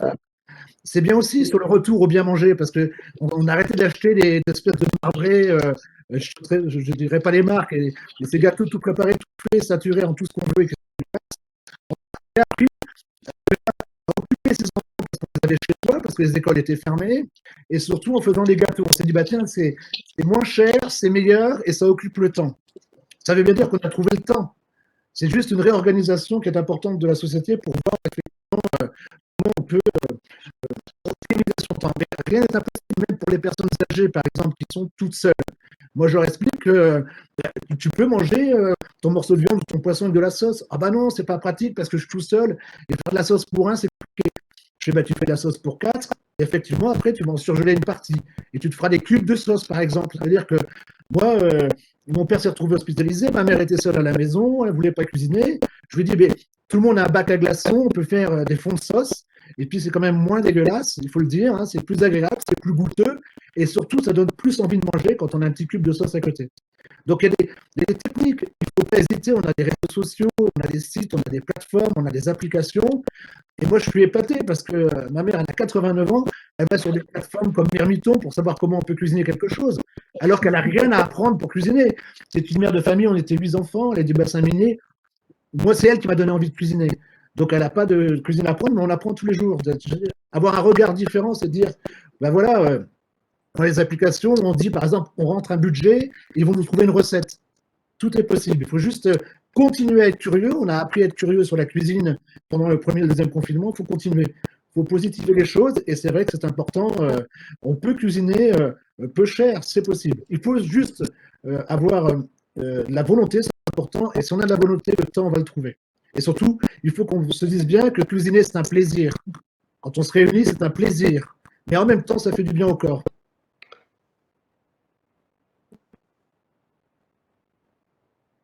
Bien, merci. Ce que je vous propose, c'est de donner la parole vite fait à Michèle Nollet, parce qu'elle doit malheureusement nous quitter pour aller réceptionner des marchandises. Voilà. Donc, si tu veux… Oui, moi, vu que la retraite étant arrivée, je peux passer plus de temps à l'épicerie et elle a coïncidé avec l'arrivée du Covid, la retraite, malheureusement. Ce que j'ai pu remarquer, nos familles qui nous sollicitent, qui viennent au magasin, donc on a des produits d'excellente qualité puisqu'on a beaucoup de produits qui viennent de grands frais et beaucoup de produits qui ne sont pas des produits qu'on utilise dans notre région.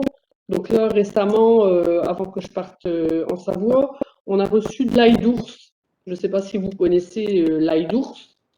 Donc, je suis allée chercher des recettes sur Internet et j'ai donc trouvé des recettes que j'ai transmises à certains bénéficiaires de l'épicerie.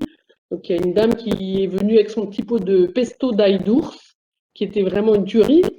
Et donc, on a des retours de nos bénéficiaires, hein, bon, pas tous, bon, certains restent dans des classiques, mais qui sont enchantés et qui peuvent connaître des choses ou réapprendre, comme d'autres participants l'ont évoqué, des produits anciens, des fromages d'autres régions, voilà. Donc, on peut, mais moi je vais revenir sur ce que j'ai dit tout à l'heure, c'est quand même difficile dans cette période de faire des partages, et c'est ce qui manque le plus, c'est le contact et le partage dans cette période.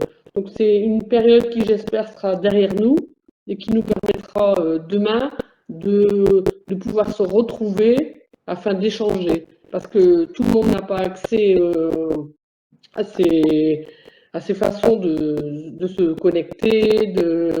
Donc, moi, j'espère que toutes ces familles qui viennent vers nous vont pouvoir avoir de nouveaux contacts, qu'on va pouvoir remettre en place, qu'on avait mis en place, les ateliers cuisine, les choses comme ça. Parce que c'est en présentiel qu'on peut, et non pas sur des modes informatiques comme on pratique aujourd'hui. Voilà. Donc, je vous souhaite une bonne journée, un bon appétit, et puis à bientôt.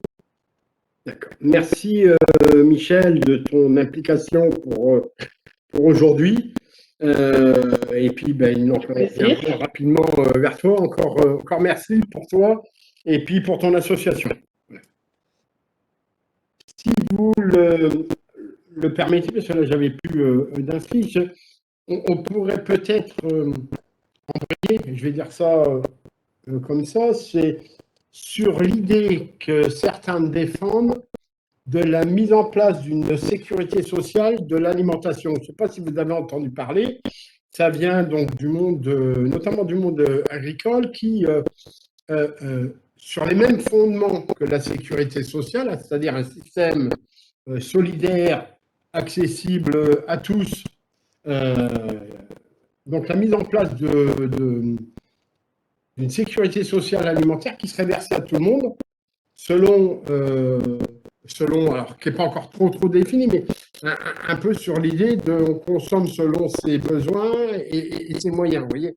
Donc, je ne sais pas si vous avez entendu parler de cette proposition ou pas, et est-ce que ça pourrait pas être un des leviers pour notre société dans sa globalité?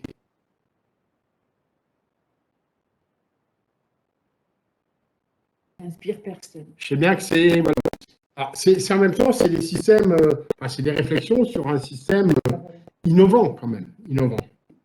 J'ai Carole. Oui, moi j'en avais entendu parler, mais bon, après je ne sais pas trop ce qu'il y a dedans exactement, parce que de toute façon, il y a toujours quelque chose derrière. Donc ça peut cacher un loup. Donc à un moment donné, c'est avec qui, comment et pourquoi. Je pense qu'il faut se poser les bonnes questions.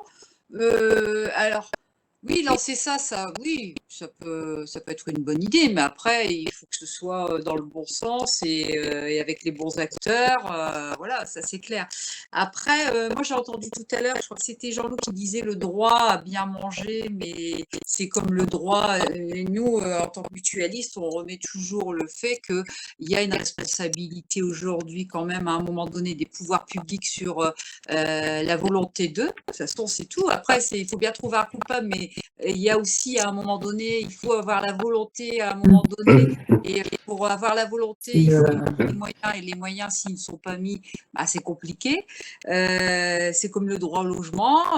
Voilà, c'est tout ce qui est social. C'est qu'est-ce qu'on met derrière, quel schéma on y met, comment, avec qui. Donc, oui, on peut impulser ces choses-là, mais on sait très bien qu'il y a toujours des petits ruisseaux. Alors, beaucoup de petits ruisseaux vont faire une grande rivière, hein. On va en faire un fleuve, on va faire la mer, comme on le dit, si on veut être poète, à un moment donné.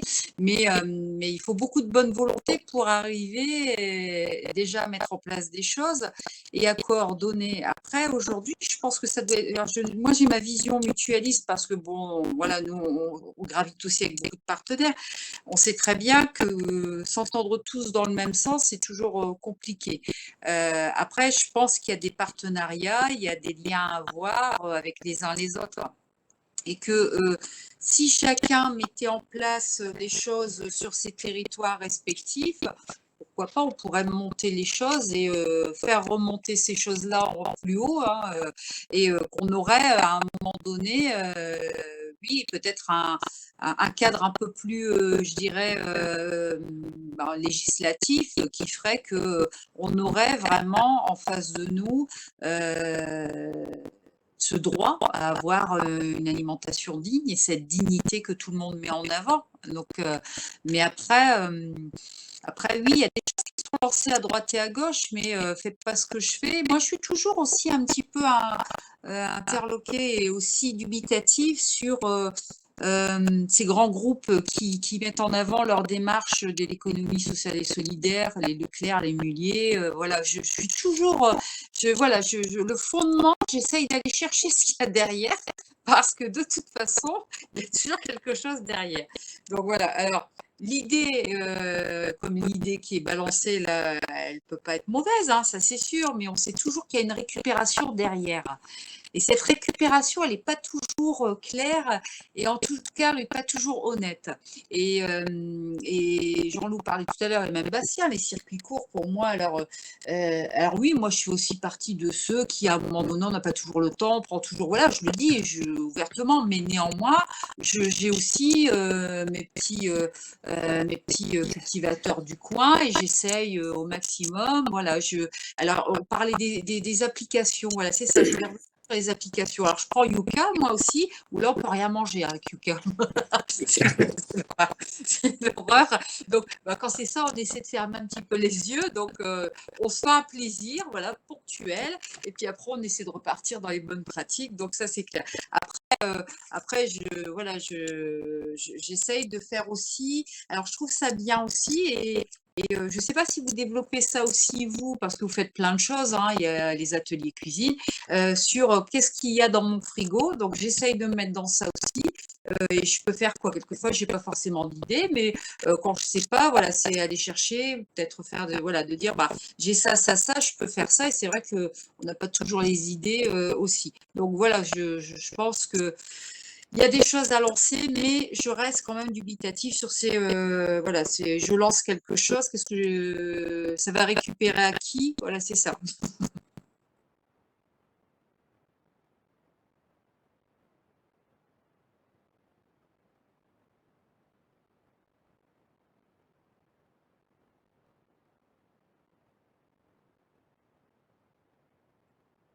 Si tu parles, on t'entend pas.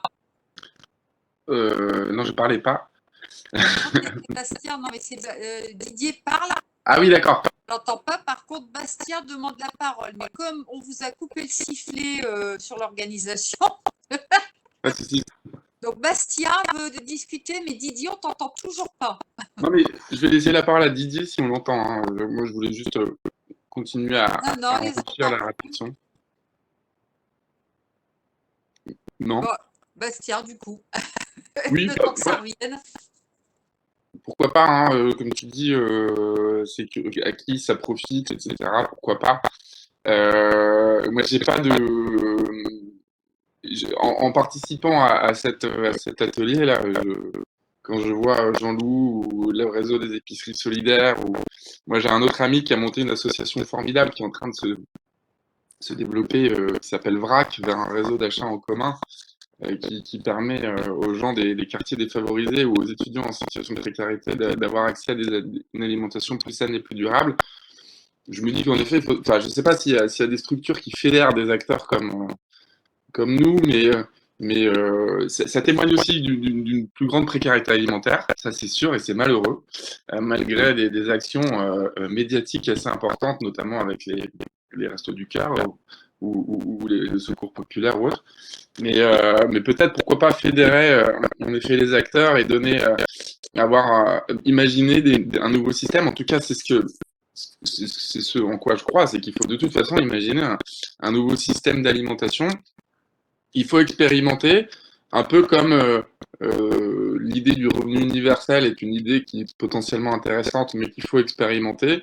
Avoir un droit à l'alimentation de base, de qualité, et sans doute quelque chose à imaginer, mais alors, il va falloir beaucoup de courage politique en tout cas pour pouvoir parvenir à ça, parce que vous avez différents lobbies ou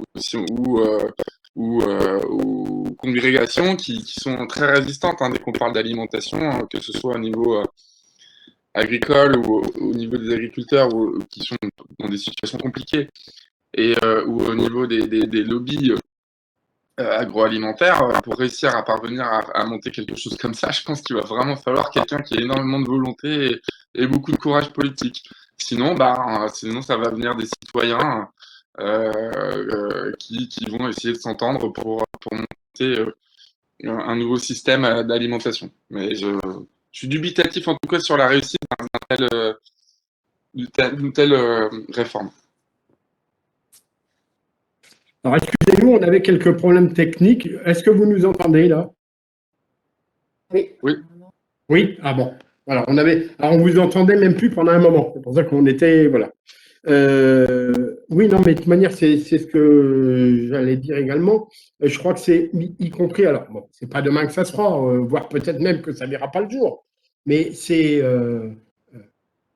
comment, y compris, on a moi, je pense qu'on a la nécessité de changer notre société en profondeur. Ça ne veut pas dire qu'on jette tout à la poubelle et qu'il faut construire une nouvelle, mais il y a des nouvelles choses à mettre en place, des nouvelles solidarités. Et moi, je pense que dans notre pays, et qui a été copié partout dans le monde, la plus grande avancée sociale dans notre pays, ça a été la sécurité sociale.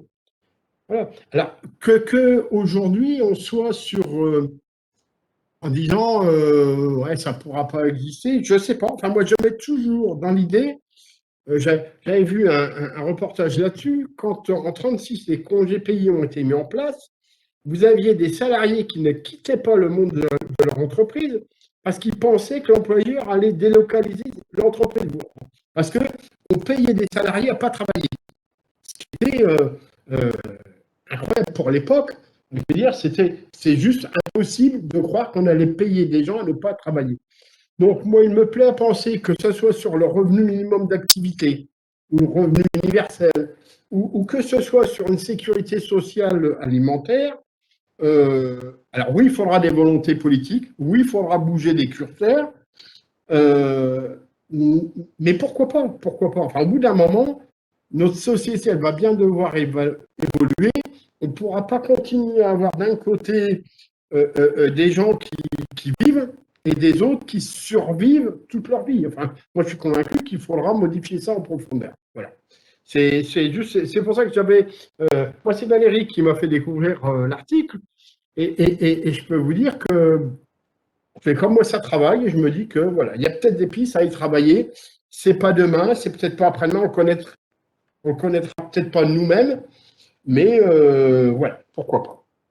Ce que je vous propose, c'est qu'on avance dans le temps, parce que je vois l'heure qui change, et de voir un petit peu avec vous, les associations, même nos intervenants, comment vous voyez les choses, comment le mouvement mutualiste, mais y compris par exemple comment la SMH, elle pourrait contribuer à prendre sa part et à aider dans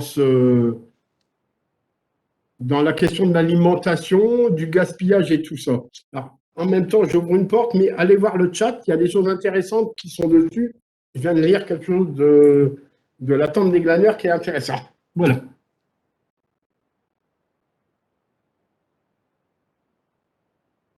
Alors, qui veut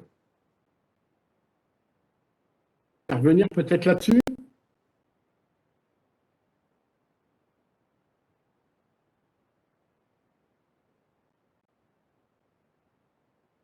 Oui. Encore du son. Ouais, vous m'entendez? Oui. Voilà. Donc, qu'est-ce que tu as vu sur le hashtag mange ta poubelle? Oui, voilà. Tout à fait. Oui, oui, parce que c'est. Mais ça rejoint ce que Carole disait. Hein. J'ai quelque chose dans mon frigo, qu'est-ce que j'en fais? Oui, c'est important. En fait, moi, j'ai découvert, après multiples actions et sensibilisations, que les gens, quand on leur dit vous jetez, ça les marque pas. Par contre, quand on dit que autant de repas qu'on a exécutés, c'est autant d'argent qu'on a économisé. Là, ça commence à parler parce qu'on a touché réellement au portefeuille et au porte-monnaie. Et j'ai créé ce hashtag mange ta poubelle. C'est parce que voilà, on mange pas sa poubelle, mais en fait, on est déjà dans un certain système où ce qu'on a dans le frigo, on dit oh, je le mangerai demain, je le mangerai après-demain. Ou peut-être que c'est intéressant d'acheter 18 yaourts au prix de 4 et n'en manger que 9, par exemple. Tout ça parce qu'on a des systèmes de promotion dans les grandes surfaces. Donc je dis, mais est-ce que vous avez déjà quantifié, chiffré vos poubelles? Vous allez voir qu'on peut manger. C'est pour ça que j'ai appelé ça hashtag mange ta poubelle. Et en fait, ce hashtag mange ta poubelle, on l'a poussé assez loin. C'est que jusqu'avant le confinement, on faisait des cocktails pour les mairies, on faisait des cocktails pour les entreprises ou on faisait des buffets éco-solido-responsables. C'est-à-dire que grâce à la vente de ce cocktail, eh bien, on pouvait avoir de l'argent, nous, qui pouvait nous aider à vivre, à faire vivre la structure. Et à côté de ça, on faisait une démonstration grandeur nature qu'effectivement, bah, tout ce qui était à 100% de ce qu'on avait récupéré était destiné à la poubelle. Donc c'est vrai que ça choquait un petit peu, mais je pense qu'il faut... bon, moi je suis un peu rock'n'roll, donc j'aime bien choquer avec mon vocabulaire. Mais hashtag mange ta poubelle, vous verrez, je vous enverrai le logo. C'est un logo qui est très sympa, avec une fourchette à 3 dents, qui est circulaire, une cuillère dans l'autre sens, ça fait une espèce de circuit, avec une assiette au milieu, avec une couleur verte, parce que c'est la couleur de la tente des glaneurs. C'est pareil aussi, en parlant de communication et de couleur. Pourquoi aujourd'hui la tente des glaneurs c'est vert? Parce qu'aujourd'hui, je trouvais que c'était une belle couleur qui donnait de l'espérance, et je peux m'en servir sans qu'on me reproche que ce soit un mouvement politique. C'était très compliqué, moi, quand j'ai créé la tente des glaneurs. Bastien, tu disais la couleur orange, elle est vivante, elle est sympathique, elle amène de l'empathie, tout ça, mais c'est très compliqué de pouvoir mettre de la couleur sur un logo, de pouvoir mettre quelque chose là-dessus. Et donc, ce logo hashtag mange ta poubelle, il est vert aujourd'hui. Voilà, c'est le vert de l'espérance. Et c'est vrai que c'est important, c'est par des petits gestes qu'il faut sensibiliser. C'est vrai que il faut faire des team building, il faut faire de la sensibilisation dans les entreprises, il faut faire des petits déjeuners. On peut faire, par exemple, avec vous, la mutuelle, voilà, une partie des produits qui viennent de chez Bastien, mais aussi une partie des produits parce qu'il a fait un crochet par la tente des glaneurs. Moi, je travaille beaucoup avec Comment ça vrac. Quand ils font leur tournée et qu'il leur reste des produits, plutôt que de les balancer, ou plutôt d'être contraint de chercher quelqu'un qui... Parce que c'est aussi compliqué, il faut que vous en preniez connaissance, c'est que c'est aussi compliqué de donner que de trouver des gens qui veulent prendre. Et surtout un dimanche. Moi, je vais vous donner un exemple. L'idée du hashtag mange ta poubelle, c'était quand le stade Pierre-Mauroy voulait faire un concert de Dépêche Mode et ils avaient annulé pour 3 degrés de température. Et ils avaient prévu un cocktail pour 2500 personnes. Personne à Lille est en capacité de récupérer cette marchandise. Par contre, la Lloyds, qui était l'assureur, a dit on veut bien donner pour défiscaliser. Encore une fois, une question de pognon. Et j'ai réussi à récupérer ce cocktail que j'ai distribué aux personnes dans la rue, que j'ai distribué aux abèges, que j'ai distribué aux services d'urgence hospitaliers. Et c'est très compliqué. C'est ça aussi qu'il faut coordonner. Nous, comme Bastien, on est des entrepreneurs, on est des citoyens. Il faut que notre gouvernement perde cette habitude de dire c'est pas grave, le citoyen va le gérer. Il faut aussi qu'il nous aide. Il faut aussi qu'il nous aide à centraliser les demandes. Pourquoi il n'y a pas de sites gouvernementaux où, quand on dit je cherche à manger, ou quand je cherche à manger de l'anti-gaspillage, ou pourquoi, quand j'ai besoin de manger pour vivre, on n'est pas une plateforme avec un morceau du service des affaires sociales, ou peut-être de l'écologie, du développement durable, qui s'occupe de ça. Moi, je vais taper un peu parce qu'il faut bien que je râle un petit peu. Moi, je suis un râleur. Ils sont très simples pour nous pondre des lois qui vont nous faire chier pour nous développer, pour trouver des financements, mais pour nous aider, c'est un peu plus compliqué. C'était mon petit coup de gueule. Bien. Moi, je suis quand même, quand j'ai lancé la tente des glaneurs, moi j'ai dû me référencer auprès du ministère des Affaires sociales, de l'écologie, du développement durable, la répression des douanes et des fraudes et de la lutte contre la concurrence, les services vétérinaires, la Fédération des marchés de France non sédentaires, la Fédération des marchés de France sédentaires. Et après, j'ai dû négocier avec les villes, les communautés de communes, les élus, les adjoints à la solidarité. Enfin, c'est ces 4 voies qui sont infernales. Il faut vraiment que... C'est pour ça que j'ai très peur de ce service-là que tu disais tout à l'heure pour ce pass alimentaire. Qu'est-ce qu'ils vont nous pondre? Qu'est-ce qu'ils vont nous pondre? Ah bon, si. C'était ma gueule. Pardon? C'était mon petit coup de gueule. Non, mais les coups de gueule font aussi avancer les choses. En tous les cas, ils sont faits pour ça. C'est pas pour se faire plaisir. Bastien voulait peut-être réagir autrement. Moi, j'aurais une question pour vous deux. Alors, quand je dis pour vous deux en priorité, mais y compris pour ceux qui participent aujourd'hui à cette vidéo, c'est comment la SMH, en tant que acteurs du mouvement social, et ça, c'est quelque chose auquel on tient, parce que ça fait partie de notre ADN. Comment la SMH pourrait vous aider? Et comment vous verriez, par exemple, quel type de partenariat vous attendriez de nous, d'action, à plus ou moins long terme? Si vous voulez, je peux intervenir, mais Oui, euh, en fait, en tout cas, nous, on base notre développement sur la coopération. Et donc, du coup, il faut essayer d'imaginer les endroits où on arrive à coopérer, ce qui n'est pas toujours évident, parce que les volontés sont souvent là, mais il faut être assez simple et pragmatique pour réussir à créer quelque chose d'efficace. Parce que des idées de coopération, enfin des volontés de coopération, on en a eu beaucoup, mais vraiment toujours hyper positive et avec une réelle volonté de construire quelque chose de positif et des réalisations de coopération efficaces, on n'en a pas eu beaucoup. Donc, faut qu'on soit humble dans notre manière de vouloir coopérer et prendre le temps aussi de se dire que si on doit réussir à faire quelque chose ensemble, ben, il faut savoir que ça peut prendre du temps. Voilà, donc déjà, c'est pas se précipiter, essayer de bien réfléchir, et puis et des fois, les coopérations, d'un coup, elles naissent d'un coup parce que le sujet de coopération, il apparaît d'un coup, et on se dit, ah bah tiens, mais c'est avec eux qu'il faut collaborer. Après, bah, nous, on collabore, je vous ai dit, avec d'autres mutuelles. Enfin, il y en a notamment une, je ne vais pas la citer pour pas vous embêter, mais avec qui on collabore avec qui on a cherché à collaborer et coopérer depuis 4 ans maintenant, 4-5 ans. Et c'est au bout de 3-4 ans que on a réussi à monter des choses sympas. Alors nous, ils nous mettent en avant chez leurs clients, où ils mettent en avant nos actions. Alors déjà, ça nous aide beaucoup. Parce que du coup, ça fait une quête. Enfin, vous avez beaucoup de clients, donc du coup, entreprise, je parle. Et donc, du coup, bah, nous, ça nous a permis de faire une communication volumique et qui nous a permis d'avoir des clients, du coup. Et puis après, avec cette mutuelle, je vous dis, on les accompagne sur les différents salons dans lesquels elles interviennent et ils nous achètent des animations bar à jus à nos couleurs bah, eux, ils ont un intérêt, hein, ça attire du monde sur leur stand et ça vient renforcer leur discours de prévention qu'elles mettent en avant. Et le troisième niveau de coopération qu'on a fait avec eux, c'est qu'ils ont financé une grande soirée autour de l'alimentation qu'on a montée à destination des entreprises, non, du bien-être au travail de manière plus générale avec l'alimentation en squelette, qu'on a montée en novembre 2019 au Palais de la Bourse à Lille. Et nous, la proposition qu'on leur avait faite, c'était d'innover dans la forme d'organisation de la soirée où on a mélangé culture et alimentation pour faire réfléchir les gens sur ce que ça veut dire mettre en place des actions efficaces en matière de bien-être. On avait fait intervenir des acteurs de théâtre, des DJ, des vidéos, etc. Il n'y avait pas d'animateur. C'est une soirée un peu originale. Et voilà, donc du coup, c'est comme ça que ça nous a permis aussi d'inviter nos clients sensibles à ces sujets pour continuer à renforcer nos liens avec eux.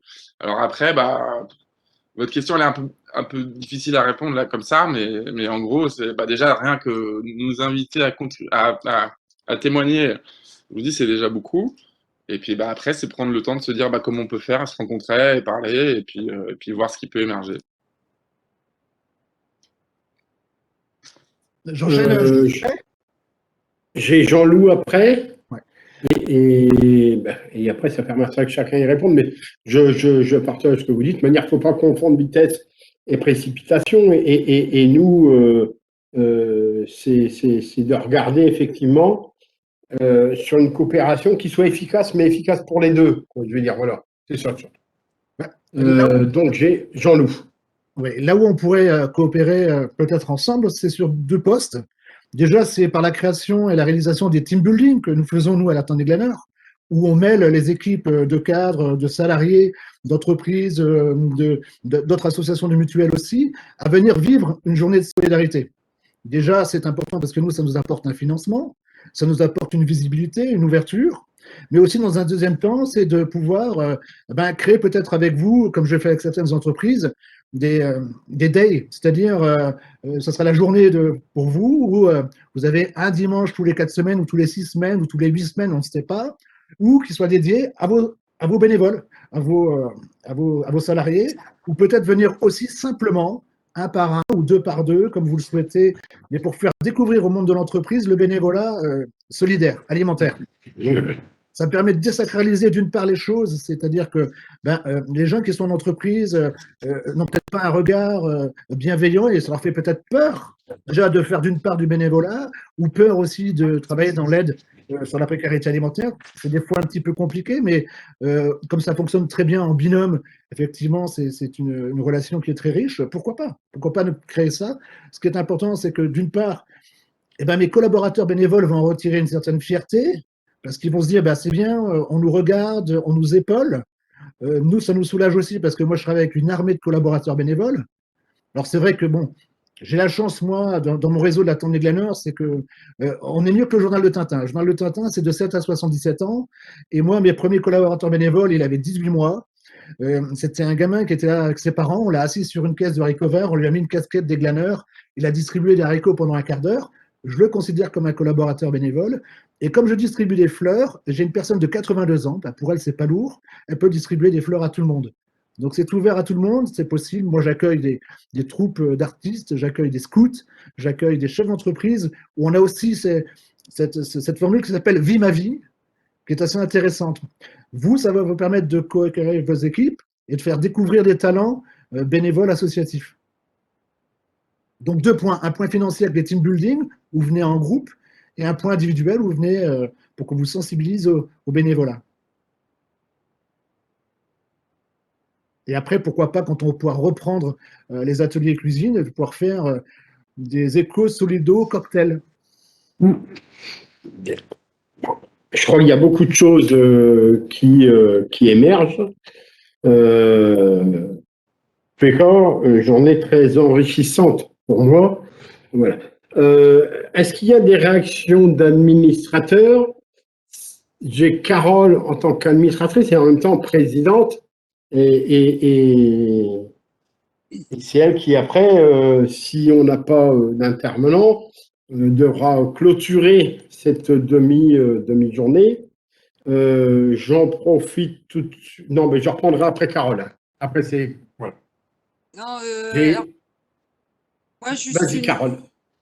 Juste une réflexion, c'est de dire, voilà, nous, notre démarche, en tout cas en tant que mutuelle, quand on arrive au sein de notre mutuelle, en tout cas, on part du principe où on ne travaille pas comme dans toute entreprise.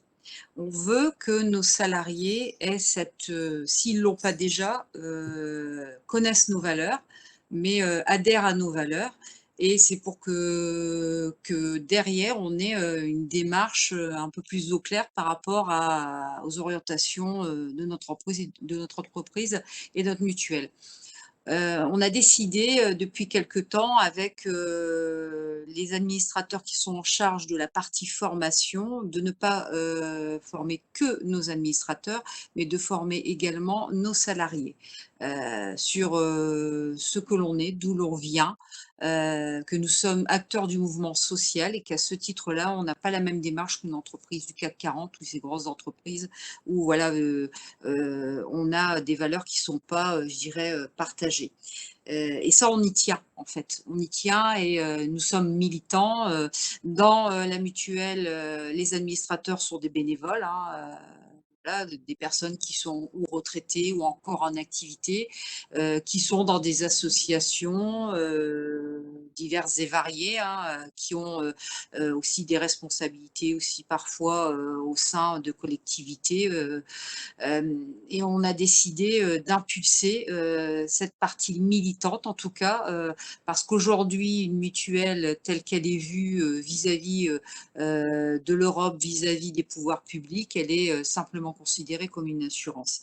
Et c'est une revanche par rapport à ça, malheureusement, hein, parce que moi, je dis bien, je fais le grand écart aujourd'hui aujourd'hui où ben voilà, je m'en vais dans la rue, hein, je milite, je suis syndicaliste aussi, je suis dans des associations, je fais des maraudes aussi, hein, personnellement. Là, les centres d'hébergement sont fermés, on va reprendre les maraudes aussi avec l'association Par chez moi les Indignés. Donc voilà, ça nous permet de garder aussi le terrain. Et moi, j'y tiens parce que j'ai toujours été comme ça. Et voilà, j'ai une association aussi. Là, c'est des animaux, donc voilà. Donc je pars du principe où ça nous remet quelque part les idées en tête et ça me permet de dire aux entreprises, aux personnes en face de moi, de dire non, on n'est pas déconnecté du terrain, puisque le terrain, on y est tous les jours et c'est important d'y être. Et on voit, voilà, on voit des situations et des fractures terribles. Et aujourd'hui, ben, ça nous permet d'avoir ce socle-là et de garder ce réseau militant. Et on a l'autre partie à côté qui nous déconnecte totalement avec ces directives européennes où en face on doit rendre compte, parce que nous on a 4 codes, hein, code de la mutualité, code des assurances, code du commerce et code de la sécurité sociale, et derrière ben, LCBFT, voilà, hein, la lutte contre la fraude, le terrorisme, et puis on a la Banque de France, on est audité chaque année comme les assureurs, comme les banques. Bah, d'ailleurs on est audité au mois de juin là, donc on ne nous a pas oublié, on nous a demandé de donner des créneaux hein, pour donner la situation. Donc, voilà. Et aujourd'hui, je me dis, ben, nous, on est militants, quoi. On est militants, on a envie de faire des choses vers nos adhérents. On s'est pris la taxe Covid, là, juste pour votre information, on est petite mutuelle, on a donné 600 000 € dans le vide, la taxe Covid. Voilà, sur le dos de nos adhérents. Donc, je trouve ça honteux. On est passé à 17% pratiquement de taxes sur une cotisation mutualiste qui représente énormément dans un budget aujourd'hui. Et aujourd'hui, la communication qui est faite, c'est de dire ben, les mutuelles coûtent cher. Ben oui, sauf qu'on m'enlève 20% de taxes, presque 21% de frais de gestion, hein, parce que derrière, il faut payer aussi des personnes qui traitent les dossiers. Donc, c'est ça aujourd'hui la réalité, notre réalité. Bref, à côté de tout ça, nous, on a envie de montrer qu'on est autre chose que ce qu'on laisse paraître, en fait. Et de toute façon, même si on fait des choses, on communique pas forcément sur tout ce qu'on fait. Et ça, c'est bien dommage aujourd'hui. Donc aujourd'hui, on a les démarches que l'on fait. On les a toujours faites plus ou moins à petite échelle avec les acteurs qui sont autour de nous, mais on aimerait quand même à un moment donné que ce soit visible et que nos adhérents, à un moment donné, se rééduquent, se rééduquent, je dirais, hein, comme vous l'avez dit tout à l'heure, hein, la culture des 4 saisons. Ben, on aimerait revenir sur des circuits courts, mais et j'ai entendu tout à l'heure, c'était Bastien qui disait le revenu universel. Oui, nous, on en parle beaucoup de ce revenu universel parce qu'on ne veut pas derrière que ça démantèle la sécurité sociale, même si derrière, ça fait pas beaucoup de bruit, mais on la démantèle quelque part. Et on aimerait qu'il y ait voilà, ce système solidaire qui s'instaure, qui se pérennise et qui fait que derrière, on va tous dans la même direction. Alors, c'est peut-être utopique, mais néanmoins, je dirais tout le temps, l'union fait la force, mais il faut se mettre en commun. En tout cas, il faut faire les choses ensemble. Et oui, ça ne va pas se construire du jour au lendemain. Et j'ai pas envie de dire, bah, aujourd'hui, la mutuelle, elle va faire ça, elle affichera dans son carnet, elle va communiquer. Pour moi, ça n'a pas beaucoup d'impact, en tout cas, et c'est pas ce qu'on souhaite, en tout cas. On souhaite mener quand même quelque chose d'envergure dans le long terme, avec la participation de nos adhérents, avec la participation de nos collaborateurs et des personnes qui peuvent nous aider justement à concrétiser des choses et à emmener vers le haut, je dirais, plutôt que d'aller vers le bas et de faire à ce qu'on va se montrer un jour comme ça et on va dire voilà, nous, la mutuelle, on a fait ça, on a communiqué, après il ne se passe plus rien. C'est pas ça le but du jeu, quoi. En tout cas, pour moi, ça n'a pas un impact, en tout cas important pour moi. On veut vraiment collaborer ensemble avec toutes les personnes qui sont autour de nous et qui gravitent. Didier, je ne sais pas, tu avais d'autres choses aussi à amener derrière?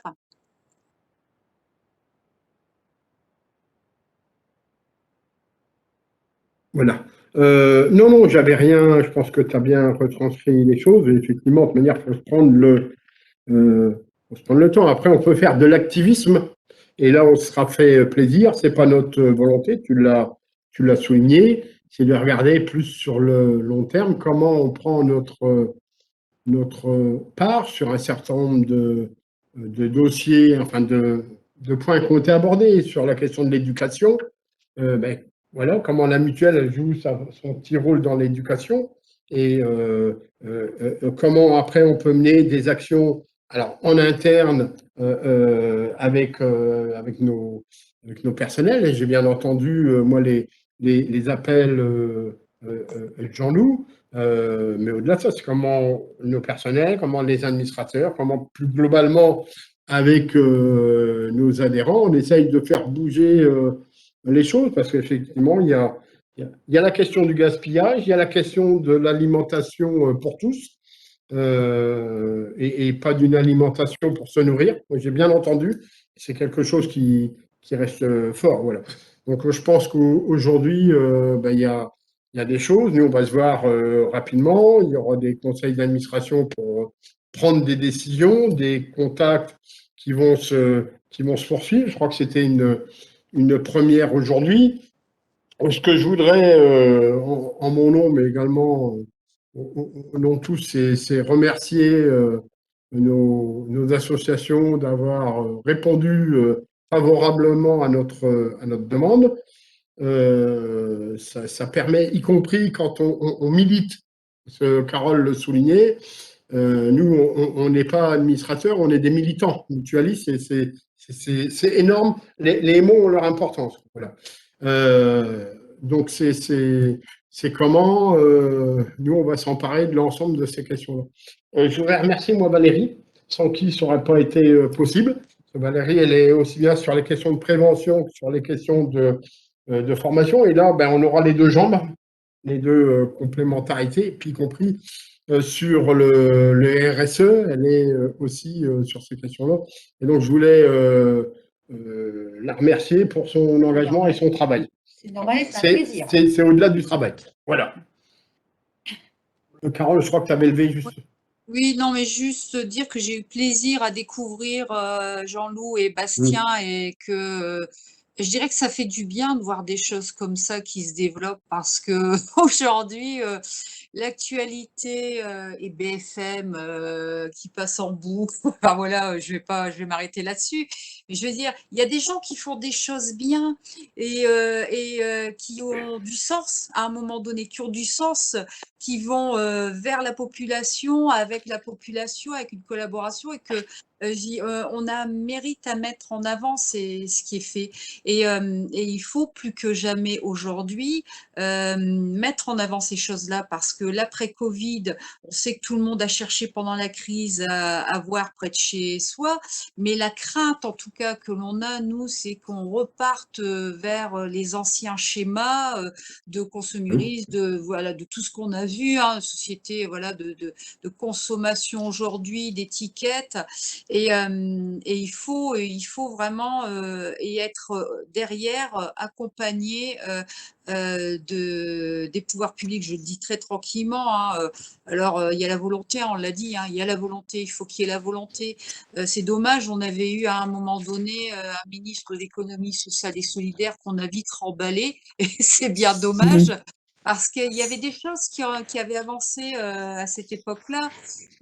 Pourquoi pas nous, en tout cas nous, sur le volet politique, puisqu'on est souvent en relation, et pourquoi pas faire la demande de remettre vraiment à sa place l'économie sociale et solidaire et avoir un intervenant et avoir une personne vers qui on puisse se tourner, pas simplement un secrétaire d'État à qui on va donner un budget à distribuer à tout volo, mais avoir vraiment des lois qui accompagnent les acteurs aujourd'hui qui travaillent sur le terrain.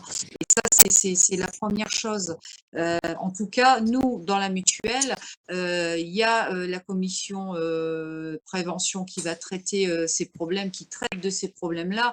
Valérie qui est sur le rapport RSE et on sait très bien que ce rapport RSE que l'on doit produire depuis quelques années, souvent le produit est mis de côté. Nous, en tout cas, on a décidé de ne pas le mettre de côté puisque c'est notre fibre et que derrière, on compte le faire vivre et on compte aussi mettre en action nos bénévoles dans dans la commission formation qui seront chargés de porter ces projets-là et de le faire valider dans notre conseil. Voilà, en tout cas, ce ne sont pas de 20 mots, mais en tout cas, pour nous, c'est un commencement et on souhaite voilà, voir développer en tout cas des partenariats concrets et vous accompagner. Voilà. Ok, voilà.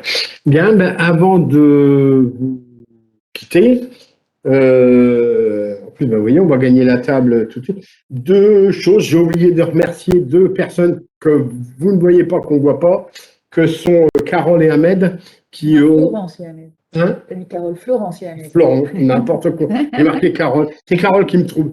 Florence et Ahmed qui sont derrière, mais qui travaillent également.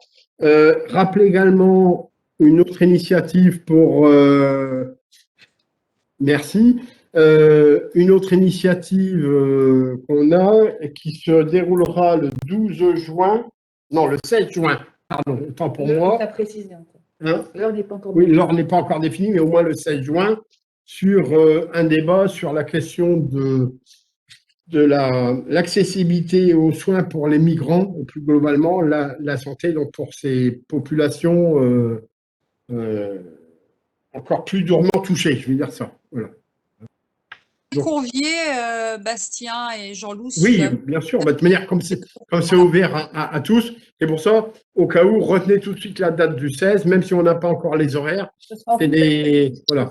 Oui, là, on va essayer fin d'après-midi pour essayer de toucher un public un peu plus large, quoi. Voilà.